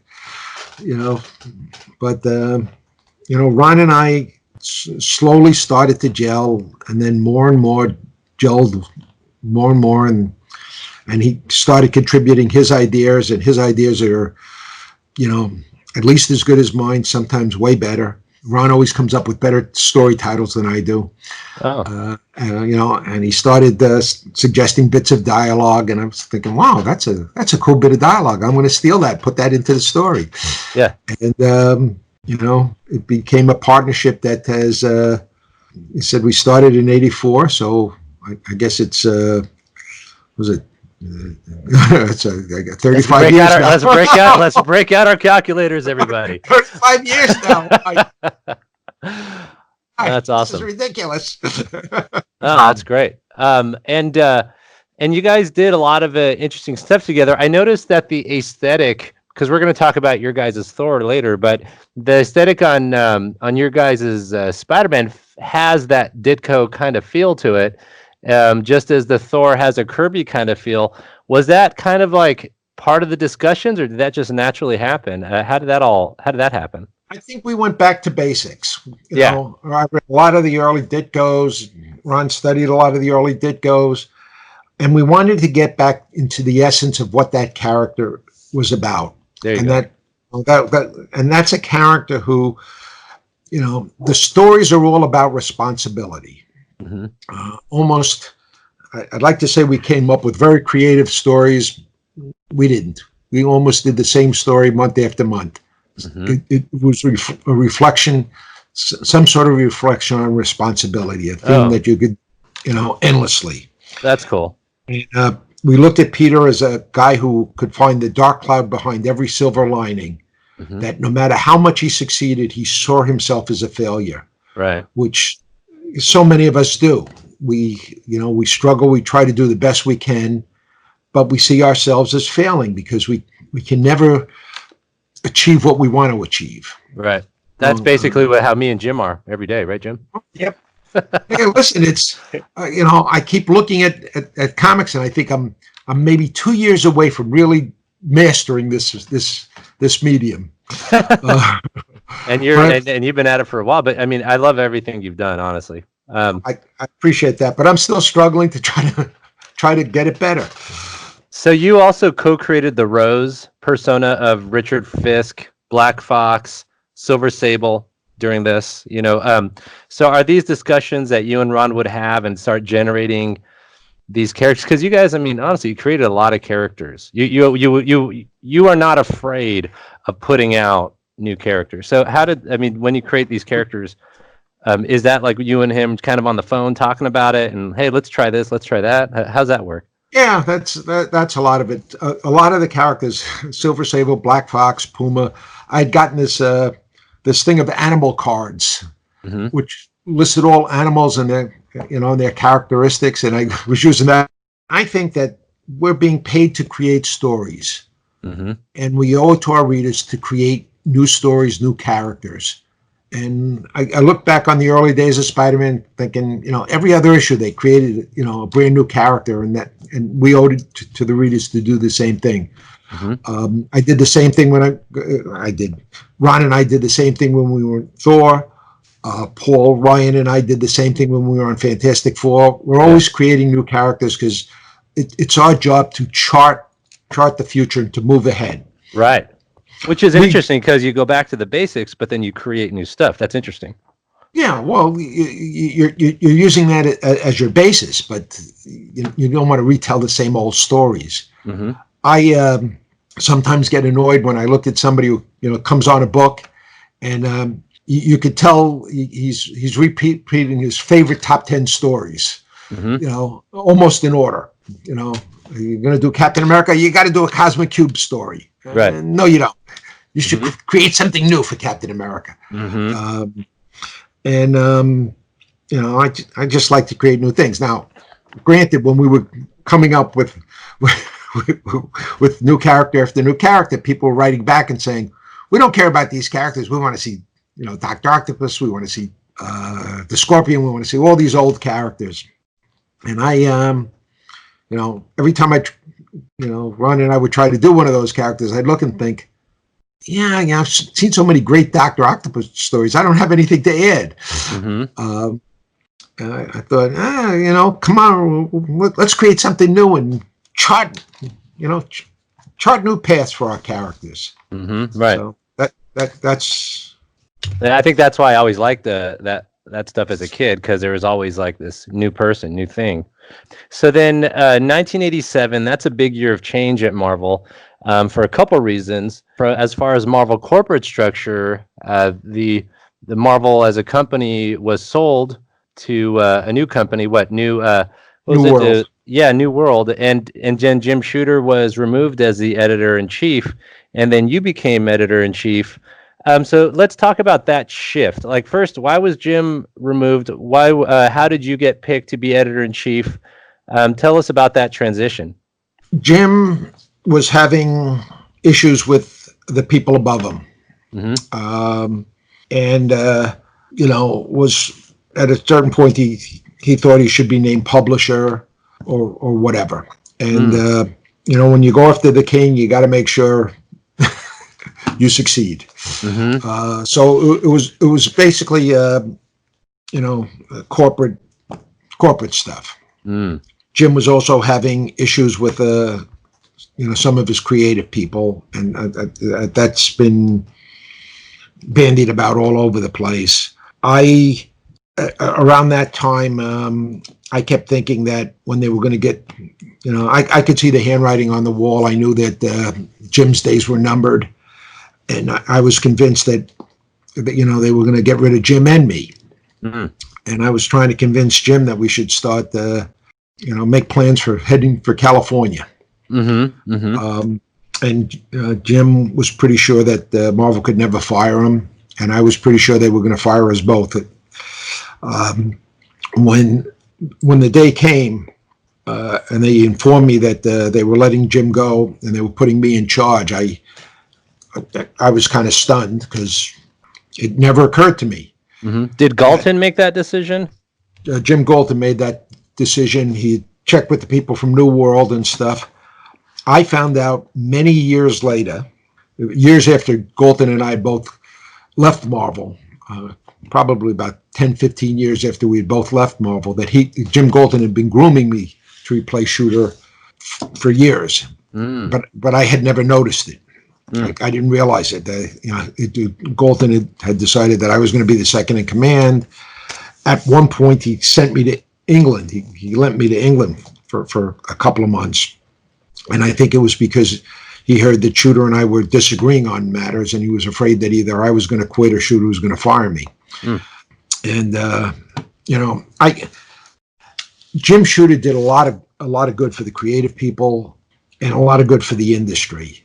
Mm-hmm. And he did have his issues.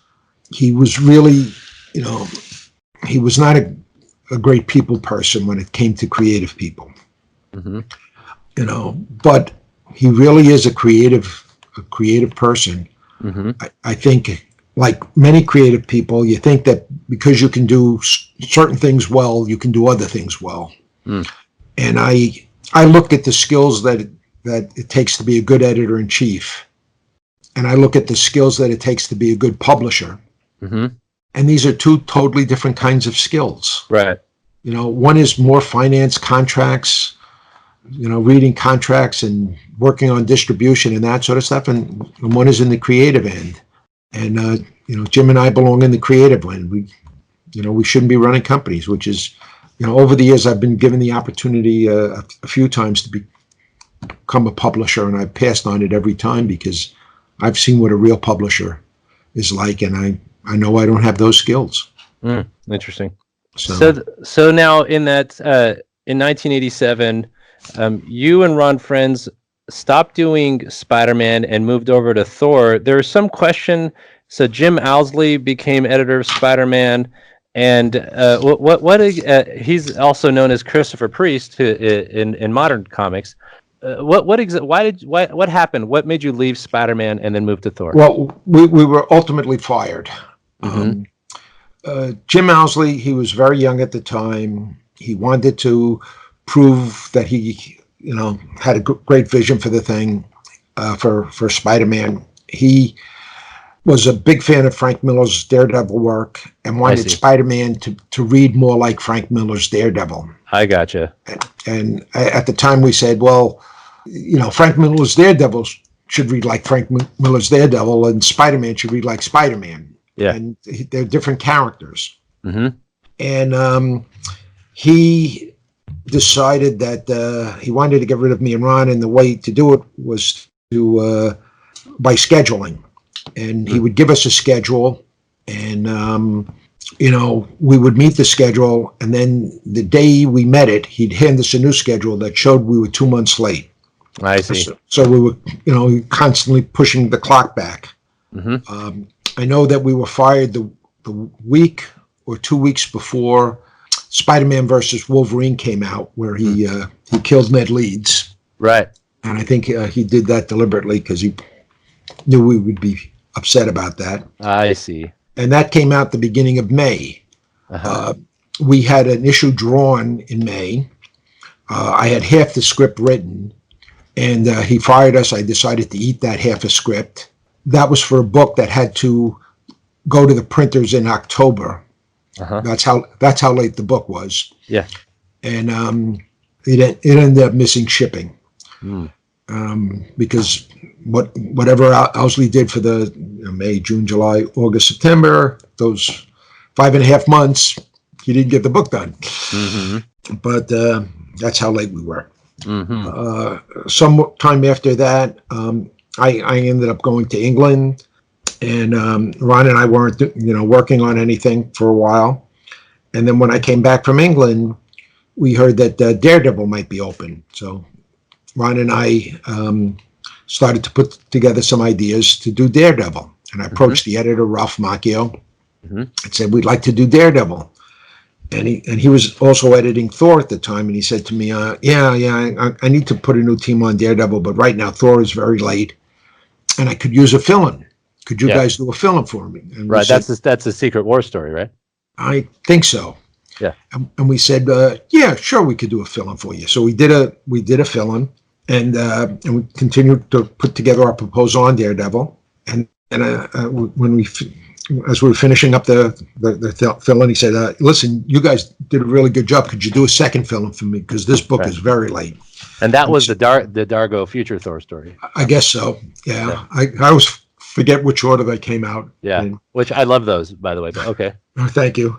So we did a second Thor. And then as we're finishing that up, Ralph said, listen, I want you guys to do a monthly book for me because I really like what you're doing. Mm-hmm. And we said, Daredevil. And he said, no. I want you to do Thor. And I remember saying to him, Thor? We can't do Thor. We don't do cosmic. Right. And he said, you just did 2 issues. And I said, they're fill-ins. I could do a fill-in on any book in the line. But I don't know if I could do Thor. Yeah. And he says, well, talk to Ron. And I called up Ron. I said, Ron, what do you think? And Ron said, well, Thor was always one of my favorite characters after Spider-Man. And we said, okay, all right, we'll do Thor. Right. And so we started working, and I thought, well, I don't know if we can do cosmic, so let's see if we can do a cosmic story. And we ended up doing that Celestial story. I love it. And once we did that story, we said, yeah, I guess we can do cosmic. Yeah, because you went into a Celestial's brain. I remember that, and I'm like, wow. So that's what's in there. So yeah, we were, always trying to even when we're dealing with old things, trying to chart new paths. Yeah, you were. Yeah. And also because on your first of the regular run of that you guys did, you introduced the Celtic gods, Celtic gods, yeah. Lair, the Lord of Lightning. I love that stuff. Yeah, we were, like I said, we're always trying to come up with, we were always wanted to add to the sandbox, add to the playground. Right. And you created New Warriors, and then Thunderstrike, the whole Eric Masterson storyline. Yeah, that was kind of my mistake. Again, when we introduced Eric, we knew that ultimately he was going to die at the end of his story. Oh, you did? Okay. Yeah. The first time he meets Thor, he's actually injured, and that's when he hurts his leg. Right. Thor looks at him the first time or second time and says, I have a hunch things are not going to go well for this guy. And we dropped all these hints throughout the whole series that things were not ever going to go well for him. Right. I mean, there were actually visions of death also around him too. Yeah. You guys throw that in. At one point when we introduced the Thor Corps, which was another bad joke that became something. Dargo, who had been, kind of sticking it to Eric throughout the whole thing. And then later on gets a vision of what was in store for Eric. Yeah. And all we do is see Dargo's face as he's looking at the screen. Deer in headlights, yeah. Yeah. And then after that, he's very nice to Eric and says to him, enjoy every moment. Yeah. I actually was sad when Eric died. I got really invested in that character. And then I noticed that aesthetic had a lot of new stuff, but again, there's a return to the basics because there was a very Kirby aesthetic to the thing. So was that in discussions, or did that just naturally kind of come about? Everything Ron and I did was the result of discussions. Oh, that's everything awesome. Ron and I do. By then we had, honed the discussion thing. Even if one of us starts with an idea, it becomes a big discussion. Right. So then now you're editor-in-chief. So, is it you were chosen as editor-in-chief because you were seen as more flexible of a personality than Shooter? Is that the bottom line there? That the upper management felt you were more flexible and the creative people felt you were more flexible? Is that what made that work? I don't know. I never asked them. I think they targeted me early because I got my books on time. When I first joined the staff, the books were very late. They brought in Virginia Romita, who had come up with something called the Virginia schedule. And I remember looking at that schedule thinking, I don't know how I'm going to reach this schedule. And Mark Gruenwald was my assistant at the time. And I said, Mark, I can't come up with a plan to come up to reach Virginia's schedule, but I have come up with a plan that'll get us on time. And he said, what is it? I said, we're going to produce a book every 3 weeks because these are monthly comic books. And science says if you do one every 3 weeks, eventually you gotta catch up on time and get ahead of schedule. And Grooney said, yeah, how are you going to do that? I said, it's easy. We're going to start with the writers. We're going to call up all the writers and tell them that every 3 weeks I need a plot. Right. And if the plot is 1 day late, there's going to be a fill-in. And don't expect me to call you up. Don't expect me to warn you. Just assume if you're late, you're going to get a fill-in because you are. And all of my writers were such pros. They all rose to the challenge. Roger Stern, Bill Mantlo, Mark DeMatteis. They were terrific. They came up and they got the books on time and eventually ahead of schedule. We got to the point where we would have two or three issues in the drawer, as opposed to other guys who were just barely getting them out. Barely getting that one in, yeah. Yeah, and when I was on the Spider-Man titles, I started work with this gentleman by the name of Ed Hannigan doing cover sketches. And we started to play with the logos. We were blowing up logos and just doing weird cover sketches and pushing the limits and sales on the books. I had great creative team, so I got to give the content. That's how you sell comics. The content was great. The covers were great.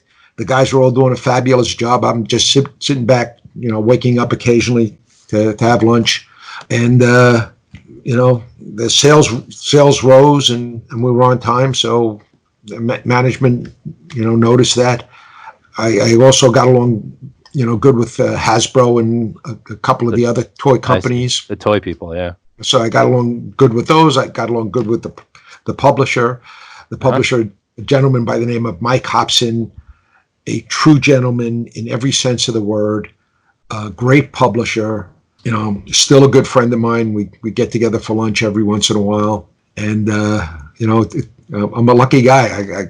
I managed to get, I'm still friendly with all my old bosses. Mm-hmm. That's great. When you were editor-in-chief, also during a couple of key corporate events, one was when New World was, sold Marvel to Revlon, and then when in 1991 when Marvel went public. So how was being editor-in-chief during these corporate events, and did things change around you, or did you always have to keep corporate things in mind as editor-in-chief, and what were some particular stressors, or was it business as usual? That was pretty much business as usual. Mm-hmm. I always figured that as long as we were making money, they would leave us alone. Right. So I had a very bottom line mentality about that stuff. The comic books have to sell. Mm-hmm. As a result, I made sure that all of the editors got sales reports, both direct market and newsstand sales, so they could track their sales. Mm-hmm. And I thought it was very, very important that editors could track their sales. Yeah. This way, if sales blipped up, they could look at the cover and say, "Wait a minute, why did this blip up?" and stuff like that.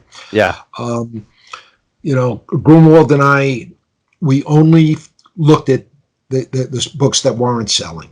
Mm-hmm. If a book was on a downward path, Mark and I would get all the latest issues back to the point where it started to fail, read them all and try to figure out what was wrong, and then go talk to the editor, and sometimes his creative team, and try to get the book back on track. Mm-hmm. As a result of this, certain editors I almost never never spent any time with. Because they were doing okay already. Yeah. Bob Harrison, the X books. I realized I very rarely spend time with Bob because his books were selling well. So yeah. So I figured if a book was selling, all I could do was mess it up. So stay away from him. That's cool. So he actually kind of probably gave some of the editors a little more freedom than Shooter did. Yeah, I thought that it was important that the editors actually edit. Yeah. I also think that by the time a book came to me, the next 2 or 3 issues are already predetermined. Mm-hmm. So, if I futz with this, I got to futz with the next 3 or 4 issues. Mm-hmm. Like I said, I only looked at books that weren't selling. Mm-hmm. What's your take on the image revolution of '92? Larson, McFarlane, Liefeld, Jim Lee, they go to make Image. Fingeroth said that the percentage of profit sharing that Marvel had in the 80s contributed to this kind of mass migration of talent. And you were there when all this happened, and when McFarlane was in the room trying to, saying how he wanted things to be for him. Tell us your view of all that. Well, Danny is right. The money that those guys were making was so much that it gave them the capital mm-hmm. and the freedom to form their own company. Mm-hmm. I found out about that by accident one day. There was going to be and I tried to call his office. Nobody was answering the phone. I figured, I know Terry. He's got to be up there on the 11th floor. So I walk up on the 11th floor. I knock on the door. And I see he's in meeting with what became the Image guys. Mm-hmm. And Terry looks at me and says, "Come on in here, Tom. We could use you here. Come on in here." I said, "No, I just want to find out something." No. Come on in here. And this is when the Image guys were basically asking for their demands. Telling Marvel what they wanted. They wanted to get a bigger share of profit. And, one guy would say one thing, I think we should have 80% of the profit. And the other guy said, no, we should get 90% of the profit. And somebody would say, listen, when Frank Sinatra comes into town, he never has to buy a drink. So when I come into town, I should never have to pay for a drink. When I go to a convention, I should be flown first class with my wife and children. And somebody else says, well, wait a minute, I don't have a wife, but my girlfriend's an entourage should fly first class with me. Oh, wow, okay. And they had all these everybody had different things. And Terry, after about, I'm going to say about 3 hours, because it ended about 9 o'clock, 9:30, Terry said to them, listen, guys, you're all over the map. Why don't you guys sit together, make a list of what you want, and once you agree on that list, give us the list, and then we'll go through the list point by point, and we'll tell you what we can do, what we can't do. And I thought that was a very reasonable thing, and they said fine, and they then got up and they left. And the next day,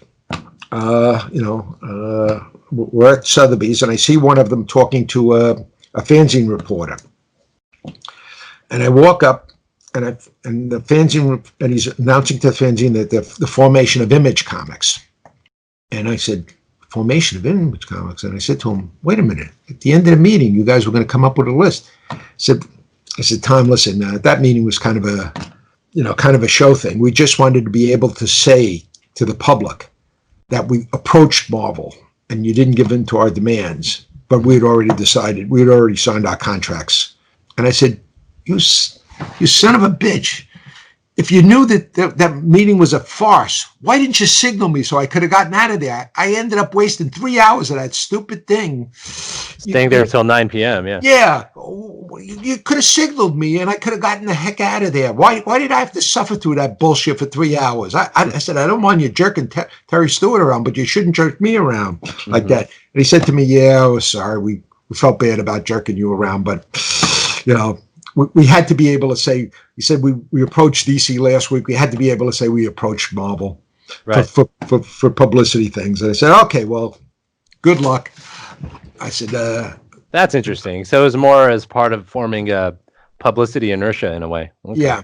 And it didn't surprise me, because the history of Marvel was you go and you become a superstar, and then you go to DC and you spend the credit that you got when you were over at Marvel, and then you get forgotten. And a lot of guys had done that. Kirby had kind of done that. Ditko had kind of done that. A number of people had gone from Marvel to DC. Yeah. Roy Thomas, Gene Colan, a lot of people did that. Yeah. John Byrne. John Byrne, yeah. Although, I can't say that happened to everybody, because Byrne was a superstar at DC, came back to Marvel, still a superstar. Mm-hmm. Mm-hmm. And today he's still, I think he's still a superstar. Mm-hmm. And Roy Thomas, the same thing. And Jerry Conway, the same thing. These are all very talented guys. Mm-hmm.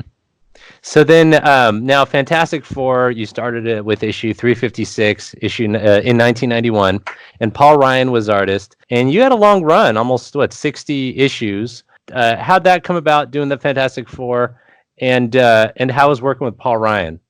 Well, Paul Ryan was a dream. I'll get to that in a second. Ralph Macchio was editing Fantastic Four. Walt Simonson was leaving the books. The sales on the newsstand had fallen on Fantastic Four, and it looked like we were going to have to take Fantastic Four off the newsstand. And I thought, I don't want to be editor-in-chief when we take Fantastic Four off the newsstand. Mm-hmm. And I spoke to Ralph, and Ralph spoke to a couple of people to see if he could get people to work on the book. He'd spoken to Chris Claremont. I think he had spoken to Byrne, found out that Byrne wanted to erase everything that had happened between the time he had gotten on the book and the time he'd spoken to a couple of other people, and he couldn't get anybody. And he said, listen, we want to fix the newsstand sales. Right now, the two best-selling newsstand sale books were Thor by me and Ron, and Captain America by Grooney, and Larry Hammer's G.I. Joe. Those were our three best-selling newsstand books. Mm-hmm. So he said, would Drew and Ron like to take over Fantastic Four? And I said, I got to, I I don't know. I got to talk to Ron before I can't make a decision for Ron. Mm-hmm. So I spoke to Ron, and we had, too much stuff going on with Eric. And I said, yeah, we can't give up Thor. We got just too much stuff going on. Mm-hmm. Because we deeply love our characters. So Ralph said to me, well, would you want to write Fantastic Four by yourself? And I thought, write Fantastic. I'm already editor-in-chief. I don't know if I can actually do 2 books a month. But I was doing some other work outside of comics and thought, maybe if I cut back on some of that, I could try it. Mm-hmm. And then somebody said to me, don't be ridiculous. There's no way you could do 2 books a month. And they did it in such a sneery voice. I thought, I'm going to see if I can. Mm-hmm. So I said to Ralph, okay. Now, it may sound strange because, I'm the editor-in-chief. Ralph reports to me. But yet, because I had started working for Ralph long before I became editor-in-chief, we had already established the ground rules on how we worked as a team. So when I worked for Ralph, he'd tell me what he didn't like. I see. And unfortunately, he was always right. Yeah. I think we spoke to Ron Lim about maybe taking over FF. But Ron was doing Captain America, and he didn't want to leave Cap. Mm-hmm. And then I thought about Paul, and Paul, again, a consummate professional, could draw anything. Mm-hmm. And if you read any of our Fantastic Four run, he had to draw pretty much anything because it was a wild roller coaster ride. And I said to Paul in the beginning, Paul, we got to pull out all the stops. This has to be a super soap opera. Yeah. Cosmic. Go cosmic. Cosmic soap opera. I always looked at Fantastic Four as Dallas in space. Instead of oil rigs in the background, you saw spaceships and that sort of stuff. Mm-hmm. I said we're going to kick up the soap opera elements and just go to town. Mm-hmm. And our first issue, we guest starred the New Warriors because they were outselling the Fantastic Four. Oh wow! I didn't know that. Oh, okay. So we wanted to get a little boost from from New Warriors. Yeah. And then we started our roller coaster ride and just kept on throwing twists and turns and every wild thing we could think of. And you made Alicia. Turns out she was a Skrull. When she left Ben for Johnny during Secret Wars. So what was the thinking behind that? The thinking, I stole that idea, Uh-huh. and I stole it from Mark Gruenwald and Ralph Macchio. Okay. Years earlier, we were sitting at Ralph's house. He had a swimming pool. We were sitting at the pool, and Ralph and Mark are arguing about Johnny marrying Felicia. Mm-hmm. And how it didn't fit into character. Johnny would never do that to Ben. What was Alicia thinking? What was going on? Alicia looked like his sister. What the heck is, and they were trying to come up with ways to void it. Mm-hmm. And they're going back and forth. And one of them says, well, we could always say that Alicia was a Skrull. Yeah. And they said, well, yeah, that would do it. And we just have to figure out a story for that. Yeah. And they turned to me and said, what do you think of this? And I said, I think it's a moot point because none of us are writing Fantastic Four. So let's move on with our lives and enjoy the pool. Mm-hmm. And then when the time came to come up with an idea, I thought, I remembered that conversation and I pitched it to Ralph, and Ralph said, hey, that's a pretty good idea. Where'd you get it from? And I said, I got it from you and Mark. And I reminded him of this. Of the day at the pool. And he goes, I don't think we came up with that. I said, you did, trust me. And, because it made sense. Mm-hmm. Everything fit together the way you needed it to fit together. And we could go back and, point at, all the discrepancies and stuff. Right. And that also adds some soap opera element also. Yep. It's all soap opera. People look at Stanley's biggest contribution to comic books and comic book superheroes. Yeah. And they get it wrong. It's not characters with feet of clay. Yeah. It is the soap opera elements. Yeah, that's right. I agree. He made it into a soap opera. So now, something I want to ask, there are two specific issues in Fantastic Four in your run. There's Fantastic Four 358 and issue 400.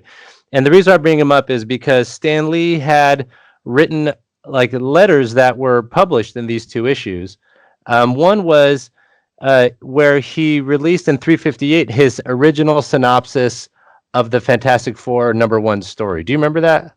I remember he did. What issue was 358? I'm sorry. 358. Well, let me see. Let me see if I can find the plot in front of me real quick. But that one, he actually releases his synopsis. Here, let me see. Fantastic Four 358. Okay, and then let's see. Yeah. So on the cover, it was like a die cut cover. There was a 4 in the middle with all 4 of them around the circle. Oh yeah. Okay. Yeah, and that one, let's see, whatever the synopsis for Whatever Happened to Alicia. That was that story. Right. And so in it, there is the bonus material of Stan Lee's letter of his original plot synopsis for the first Fantastic Four issue. So, why do you think he released that synopsis at that time? Is there any reason on why he did that, or was there any talk about why he could have released it on that issue? I think that synopsis had been published once before. Mm-hmm. I don't know where or whatever, but I think 358 was like an anniversary issue of Fantastic Four #1 or something like that. And I think that's why we decided to, hey, we'll throw in the first plot. I see. If you look at that plot and then look at the actual comic, you see how much Kirby contributed to it. Yes. Because Kirby contributed a lot to Fantastic Four. Right. Do you think he was doing that because there were these fandom claims that Kirby originated all of it, and that he was basically trying to defend himself to some extent, credit-wise?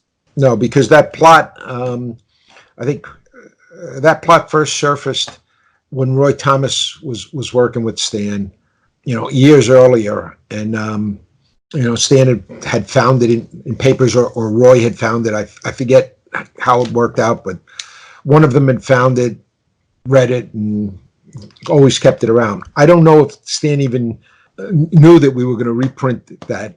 Mm-hmm. When we did it, when we did the anniversary issue, or if we called Stan and said, "Hey, guess what? We're going to reprint that thing." Mm-hmm. But that was decided in the office. Hey, we're going to do an anniversary issue of Fantastic Four #1. So, hey, you got the original plot? Put that in. I see. It was more as an anniversary celebration type thing than anything else. Yeah. Okay. No, that's cool. And I get curious about stuff like that. It's funny. People often look at the challenges of the unknown and they say, "Oh, challenge the unknown, Fantastic Four guys." Blah blah blah. But if you look around, there were also the Sea Devils, which were just like the challenges of the unknown, and the Suicide Squad, different Suicide Squad, just like the challenge. All these groups that were essentially the same, 4 or 5 skilled people, and the only thing that made them different were their skills, or one of them talked with a Brooklyn accent. Right. When you look at Fantastic Four, the personalities are so diverse. Yes. And that's something that, Kirby had never really done. And I can't see Kirby saying, "Hey, I'm going to create a new team and bring back the original Human Torch." Mm-hmm. Again, and that probably could have been Martin Goodman even ordering something like that. Even. Well, I think it was Stan saying, Goodman was saying, "Hey, bring back the old superheroes," and Stan saying, "Well, I'll bring back the Human Torch." Right. But none of the other guys. But you look at the FF, and it's a mixture of Kirby and Stan.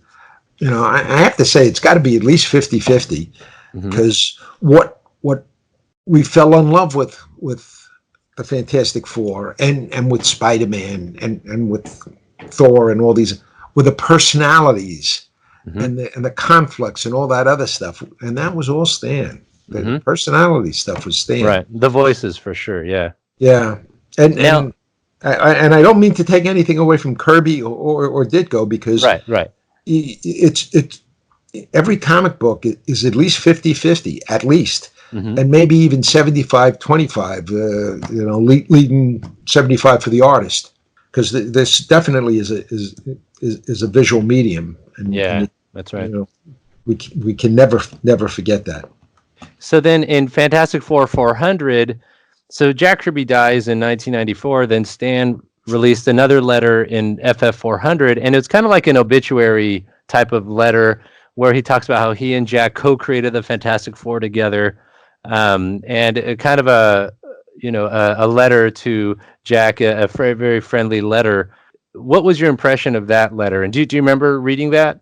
I'm sure I read it at the time, but now it's like 20 years later, so I'm afraid I don't recall the letter at all. Listen, Stan always had warm feelings for Jack. He anytime he spoke about Jack, he spoke with such reverence and such warmth and such real love. And the one time I saw them together, Stan ran across to Jack and they embraced and hugged each other and were obviously very happy to see each other. Oh, and you watched that happen. And I saw that happen, and that was during the time when Kirby was trying to get his artwork back, and Marvel, I always thought Marvel was the villain, because Stan had put the artwork in a warehouse, as opposed to DC, which cut up the artwork. DC was the hero; they cut up the artwork. Marvel was the villain; they saved the artwork. Yeah, that's right. Fans are funny like that, I think. Yeah. So now, why did you resign as editor-in-chief in 1994? What led you to do that? I didn't resign. I was fired. Oh, okay. So tell me that story there. We had a big discussion about pizza. Some of those guys were from Chicago, and that was the end of it. No, the company wanted to do a major reorganization. Earlier in that year, Superman had died, and then Superman returned.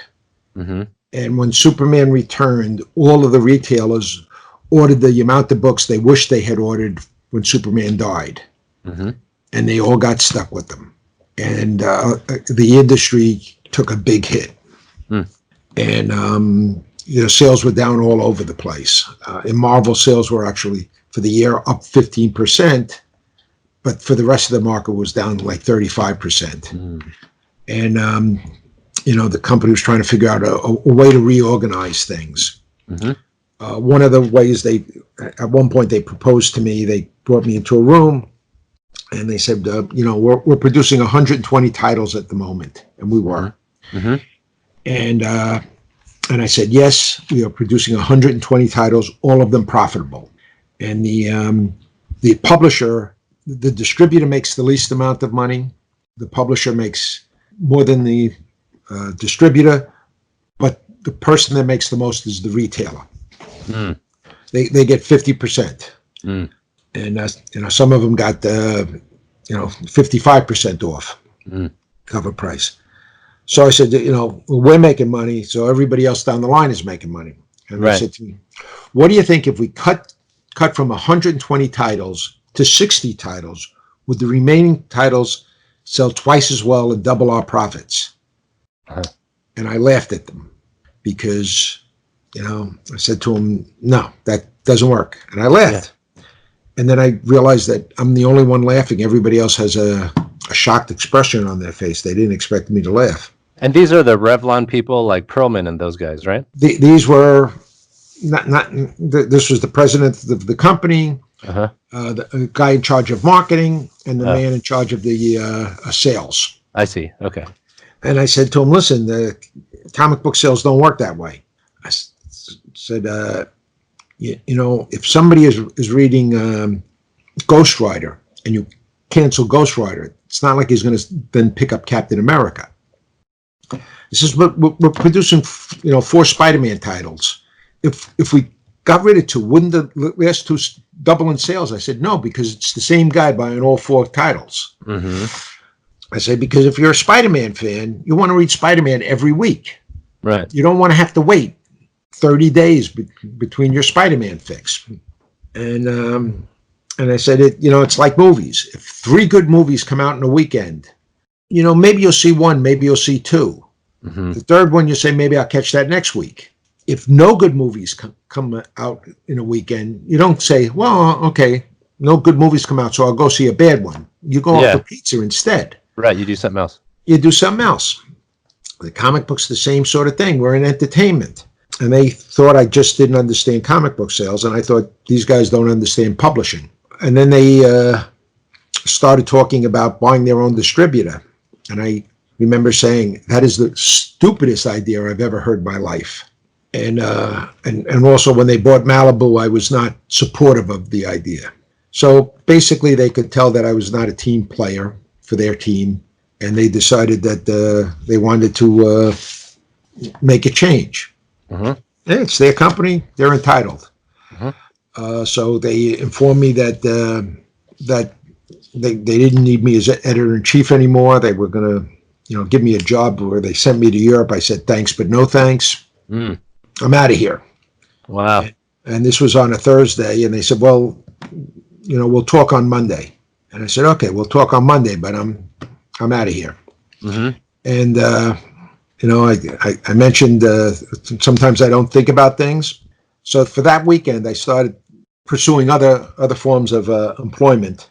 Yeah. But it never once occurred to me to get in touch with DC or Image.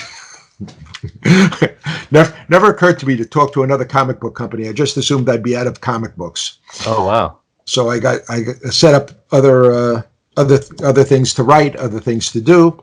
When Monday came in, I'm figuring, I'm covered. And they said to me, well, we at least want you to be a writer. And they offered me a great writing contract. Oh, cool. Okay. So I ended up staying with Marvel. As a writer and just not editor-in-chief. Not editor-in-chief. Oh. So because you still were doing Fantastic Four after that. Yeah. So, it's interesting. So it was more like corporate business, funny movements, and you kind of thinking these guys have kind of lost their minds. Yeah, but it's not that I quit or anything. They just decided they wanted to go in another direction. Yeah. I got one of those fantasy things that happen. They fired me and replaced me with 7 people, 5 editor-in-chiefs and 2 other guys who did two other aspects of my job. Mm-hmm. So, and then they went bankrupt 7 or 8 months later. So I got to live a fantasy life. You did. Not that I wanted Marvel to go bankrupt or anything. Right. But, you were holding it together, though, for a while. So then, so you started writing also, you went back to Spider-Man as a writer. Tell us about the Clone Saga, making Ben Reilly the real Spider-Man, and then it kind of reverting back to Peter again. Tell us what went on with that. Well, Danny Fingeroth, the editor of Spider-Man, had arranged for a meeting, a Spider Summit, where the writers and artists get together to come up with the plan for next year's Spider-Man. Mm-hmm. And he came to me at the end of the day, and he said, they have a weird idea. And I said, okay. Do you like it? He said, well, it's very weird. And they want to talk to you about it. Mm. And I said, what do you think about it? He says, do you want to know what it is? I said, no, Danny. If you like the idea, you go with the idea. You don't like the idea, you don't go with the idea. Mm. And he said, they want to bring back the clone, and that's the real Peter Parker. And the Peter Parker we've been following for the last bunch of years since the first clone story is really the clone. I said, what? That's crazy. And he says, well, the guys really want to do it. They want to talk to you about it.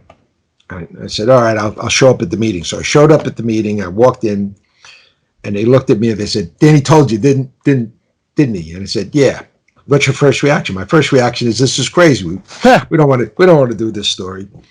And so who came up with that idea? I believe Terry Cavanaugh was the guy who originally came up with the idea. I gotcha. Okay. But this idea caught fire in the writers' room, and everybody got up and started talking passionately about how this would change things, how this would shake up the whole Spider-Man line, all the Spider-Man readers. This will be the most revolutionary thing. And I'm watching them all, and the guy that turned me was Sal Buscema, who'd been in the business forever. Yeah. Sal is a good buddy of mine. I love Sal. And he's passionately telling me, this is going to shake things up. We haven't had this sort of craziness since Stan was running the company and that sort of thing. You got to do this, And I'm looking at my guys and I'm thinking, my guys are so passionate about it. And these are guys, comic book creators sometimes get very jaded about comics. Yeah. But this has got them all fired up. And I think if they're fired up, the readers are going to be fired up. Yeah. And I said, all right, guys, but how do we end the story? I said, if you're going to send Peter and Mary Jane off, people love them and have loved them for years. They have to have an happy ending. And they said, well, what kind of happy ending? I said, I don't know. They have a baby or something. Mark DeMatteis and Howard Mackey smack fists. Said, we knew you'd come up with the ending. And I thought, what the fuck did I just say? I can't say that on your podcast, can I? Sorry about that. It's okay. Yeah, no, we'll keep it. I like it. All right. And they said, that's it. They go off to have a baby, living happily ever after. And everybody's very excited. And I said, okay, terrific. And I called Danny on the side. I said, okay, here's your 3-act play. Ben Reilly comes back. He's the clone. Right. He comes back and Peter is surprised the clone is still alive. That's the end of Act 1. End of Act 2. Wait a minute. Ben Reilly is really, the real Peter Parker. Right. Okay. Act 3. Ben Reilly, becomes the new Spider-Man. Mm-hmm. Except at the end, something terrible happens. Act 4. He said, wait a minute, it's a 3-act play. I said, no, it's a 4-act play. Act 4, Peter Parker has to come back and reassume him, and we find out it's all been a lie. It's been Peter Parker from the beginning. And he says, really? I said, yeah, but you don't tell the guys Act 4 until after they've completed Act 3. I see. I said, that's the kicker. That's kind of like how when Superman died, but he comes back. I mean, this is like a very similar except kind of thing. Yeah, I said, because comic book readers are a cowardly and superstitious lot. They're never going to buy this. So we really have to twist people around, but it has to end up that the Peter we've been following is the Peter we've been following. Yeah. And the Mary Jane. He says, but what about the baby? I said, Peter Spider-Man is all about responsibility. Right. You're giving him a child. It just adds to his responsibility. Yes. Think of him as a cop or a soldier now. It adds to his responsibility. I said, and then at the end of this, we have 2 books. We have Spider-Man with Peter Parker and Mary Jane and their baby. And then we didn't know he was called Ben Reilly at the time.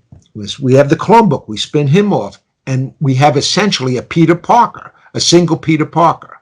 So we'll do kind of what we did with Thor and Thunderstrike. We're going to do with Spider-Man. Give him 2 books. We did it with Iron Man and War Machine. We're going to do it with Spider-Man. And that was the plan from the beginning.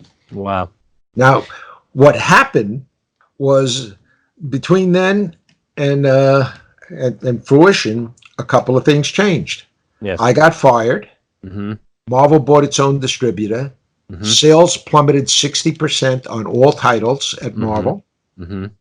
Only 2 titles recovered. 2 groups of families recovered. The X books and the Spider books. Yeah. They said the Spider books are recovering because the only thing that's selling is the Clone Saga. Mm-hmm. So we got to keep the Clone Saga going. So they kept it going longer and longer and longer. Yeah, that drug out for a while. Yeah. Yeah. Yeah. And they got rid of the baby. Yeah, that always annoyed me. Yeah, same here, because I wanted to know what happened, which I ended up getting with your Spider-Girl series.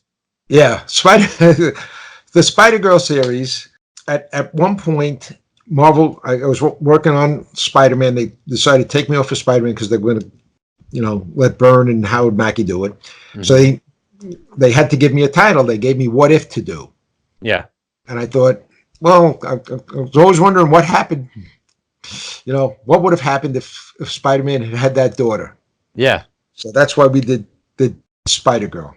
And to me, because that's the Spider-Man that I grew up with, I felt like May Parker, that whole storyline you wrote, I felt like that's what that I feel was real Peter, and we're getting like Bizarro Peter now. That's how I feel about it. A lot of people felt that way. Yeah, because it's a natural, a progression of the character is the thing. So when you came up, so you and Ron Frenz co-created Spider-Girl with the What If. How did that get picked up into the Spider-Girl series that it became? When we did the issue, we were thinking of that there was just a one shot. It's a what if. Mm-hmm. And we had to plan what would the future be like. So we planned an Avengers team. Yeah. And decided to do the Fantastic Five, and Ron said, "Hey, I'm going to draw Herbie the Robot into the Fantastic Five. Mm-hmm. Yeah. We'll leave Reed out. We'll draw Herbie the Robot." I said, "Fine. It's only going to be for a one panel scene." Yeah. And Ron had to do all these character sketches. What does Mary Jane look like? An older Mary Jane look like? What does an older Peter look like? What do the older characters look like? So he did all this background material, because that's, Ron and I always write Bibles about the characters I'm writing, even if they're only going to appear in a couple of panels. Yeah. Ron always does all sorts of sketches so that he knows exactly what he's drawing. Mm-hmm.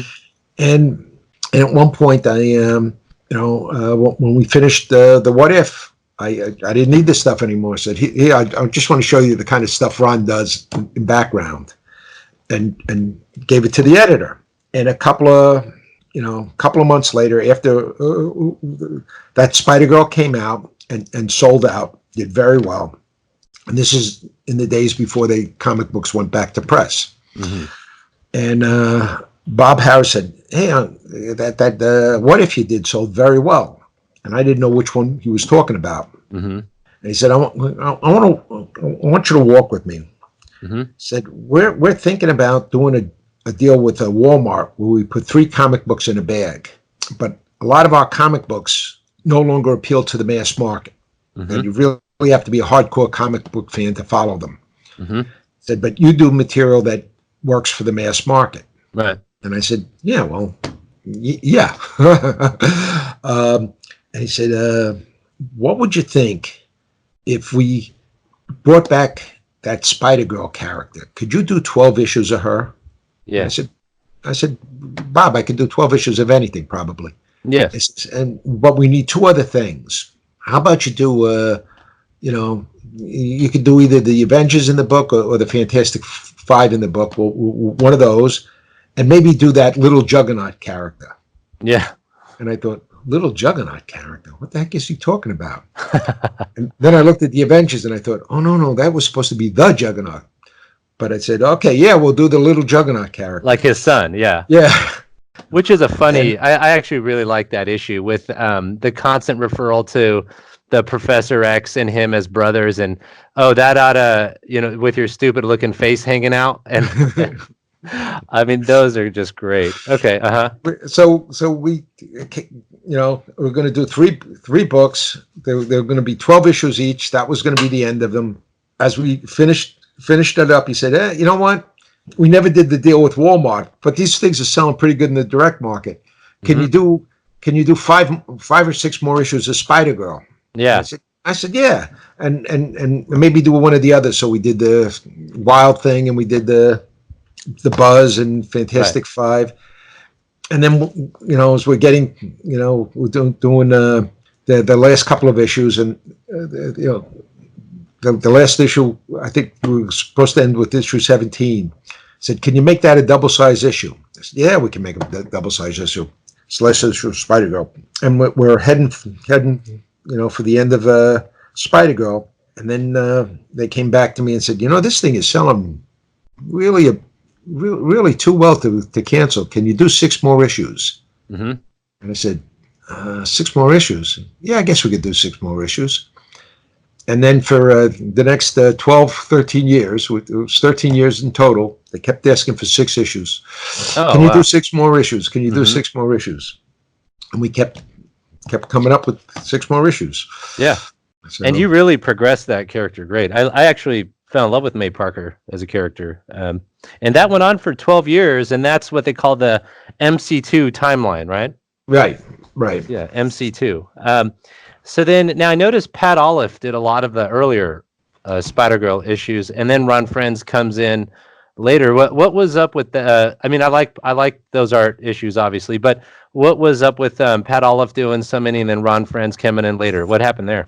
Well, when we decided to do the original books, I thought Olaf would do the Avengers and Ron would do Spider-Girl. But because the Avengers had Kevin Masterson in it, Ron wanted to do Kevin Masterson in the Avengers. I see. Yeah. And Pat had done Untold Tales of Spider-Man and said, yeah, I wouldn't mind doing Spider-Girl. So they did that, and Ron Lim was always the choice for J2 because I knew I was going to do a really goofy book. Yeah. I knew that Ron could draw the goofy and do it straight. Yeah, that's true. Yeah. And I actually laughed out loud during some of those panels from J2. I think that was just hilarious. It was my humor book. Yeah, it was. And we were going along, and then at one point they said to us, Spider-Girl is going to get canceled with issue 60. This is it. It's definitely getting canceled. Mm-hmm. There's no hope for a reprieve. Mm-hmm. I said, okay, all right. We lasted a lot longer than I thought we were going to last, so we're good. And as we're coming towards the end, Pat Oliffe got offered another assignment. Mm-hmm. There's a book. It's going to come out. You're going to get a 2-year guarantee on this title. Mm-hmm. It's going to be our next big push, but you're going to have to leave Spider-Girl a couple of issues early. Yeah. 2 or 3 issues early. And Pat called me up and said, Tom, I don't know what to do. I said, Pat, I know what you do. You got a guaranteed 2 years on this other book versus three more issues on Spider-Girl.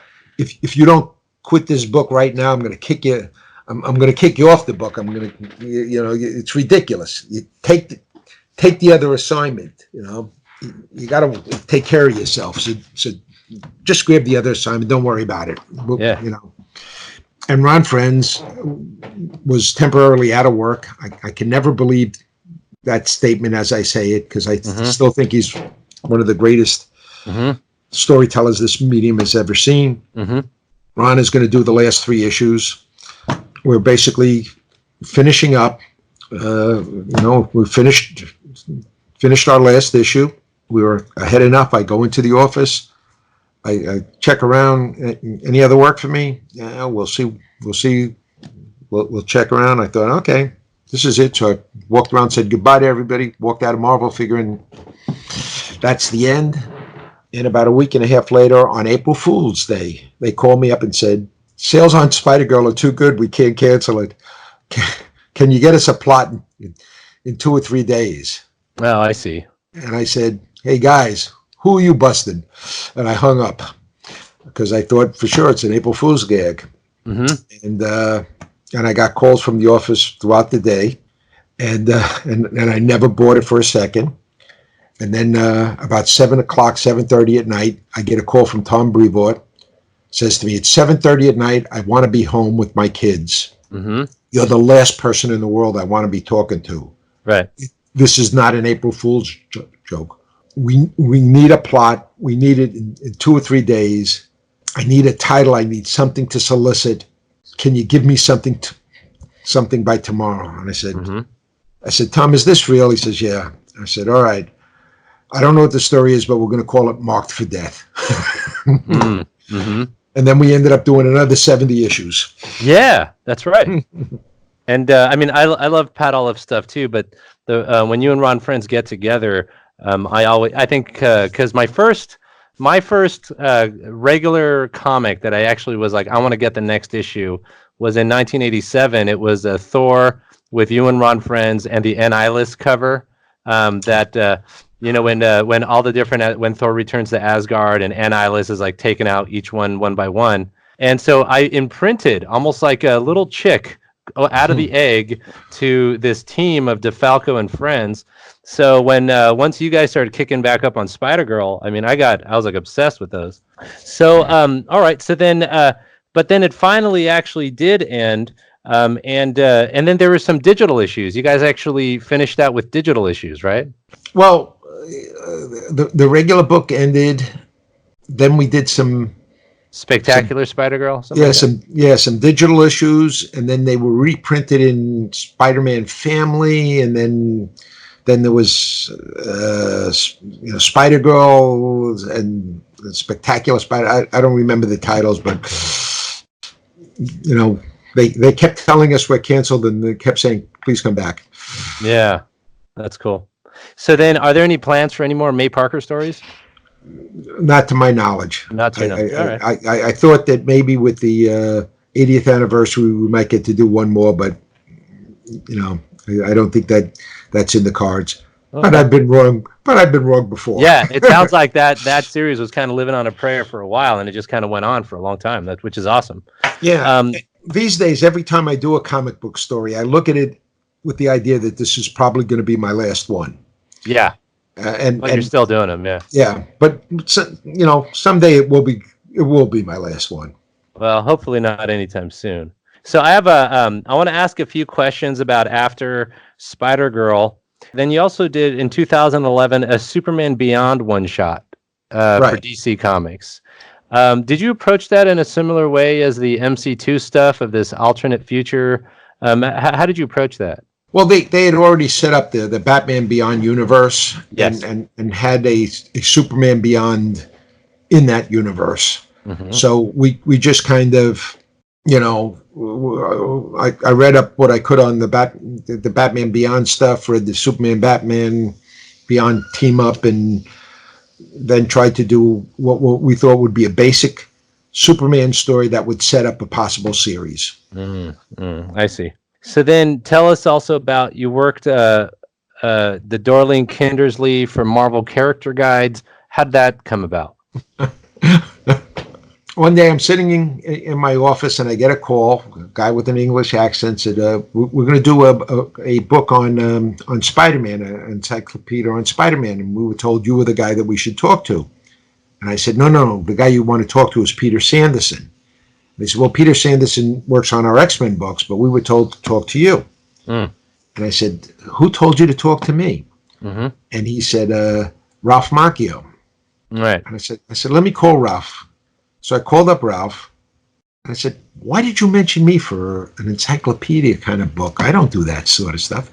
He said, well, they wanted to do a book on Spider-Man. You're a guy I know who does books. And I said, Ralph, I said, I do different kinds of work. And he said, yeah, but why don't you do this? It's something you could give to your nephews. And I thought about it and thought, I don't know how to do this kind of book, but it is something I could give to my little nephews. And I thought about it and said, well, since I don't know how to do it, maybe I should try to do one. Yeah. So I did the Spider-Man book. And about halfway through the book, I thought, wait a minute, now I know how to do these books. So maybe if they ever offer me another one, I'm going to do a second one just to make sure that I now know how to do this, and then I don't have to do any more. But I ended up doing a few more. So did you enjoy them?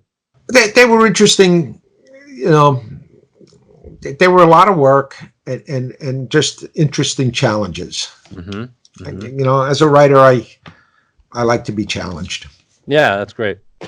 So then, now you also got into Archie, the Man from Riverdale, in 2010, issue 610. How was it going back to Archie? Oh, it was great. My former editor, my former boss, I got to work with Victor again. The whole thing started because Archie had approached Sal Buscema to pencil a job for they had an Archie New Look at the time, and Archie said to them, Sal said to them, I don't pencil anymore, which is a total lie, and he said, get Ron Frenz to pencil it, and I see, and I'll ink it. So Ron calls me up and he says, yeah, so Sal wants me to pencil an Archie job, and he'll ink it. And you should call him up and tell him that you want to write it. Mm-hmm. And I said, you want me to call up, Archie Comics and tell him I want to write that job? Right. I said, it doesn't work that way. He says, call him up. So I called up Mike Pellerito. I said, hey, Mike, I understand you're going to have Ron Frenz pencil a job, and Sal is going to ink it. He says, do you want to write it? I said, absolutely. He says, okay, good. So, and I said, there's only one thing. I know this was supposed to be the Archie New Look. Ron wants to do classic Archie. Mm-hmm. He says, you guys want to do classic Archie? I said, yeah. Yeah, I mean, if we're going to do Archie, we'd rather just do Archie. Yeah. And we ended up doing a few Archie stories and some Jughead stories. And then at some point they asked us to do this Man from Riverdale thing. And we ended up doing a whole bunch of Archie stuff again. Nice. And it was just great. Great to, be with the old characters again. Mm-hmm. Mm-hmm. So then you also did Reggie and Me with Sandy Jarrell as the artist. Yeah, that. Tell us about that. Tell us about working with Sandy Jarrell. Well, Sandy was a real pleasure. I called him up before I started and told him vaguely what the story was going to be, and he got pretty excited about it, and it was kind of connected with the Mark Waid, new Archie kind of style, but with some of the classic stuff back. Mm-hmm. And Sandy did a heck of a job. Mm-hmm. That was that was the story. Did you read that? No, I read it. Yeah. Okay. In chapter 4, something happens to the dog, and when that book came out, I got a call from the publisher. He said, "I'm just reading the Reggie Me," and I said, "It ends happily. The dog is okay." Yeah. He goes, "Oh, okay, all right, we're good."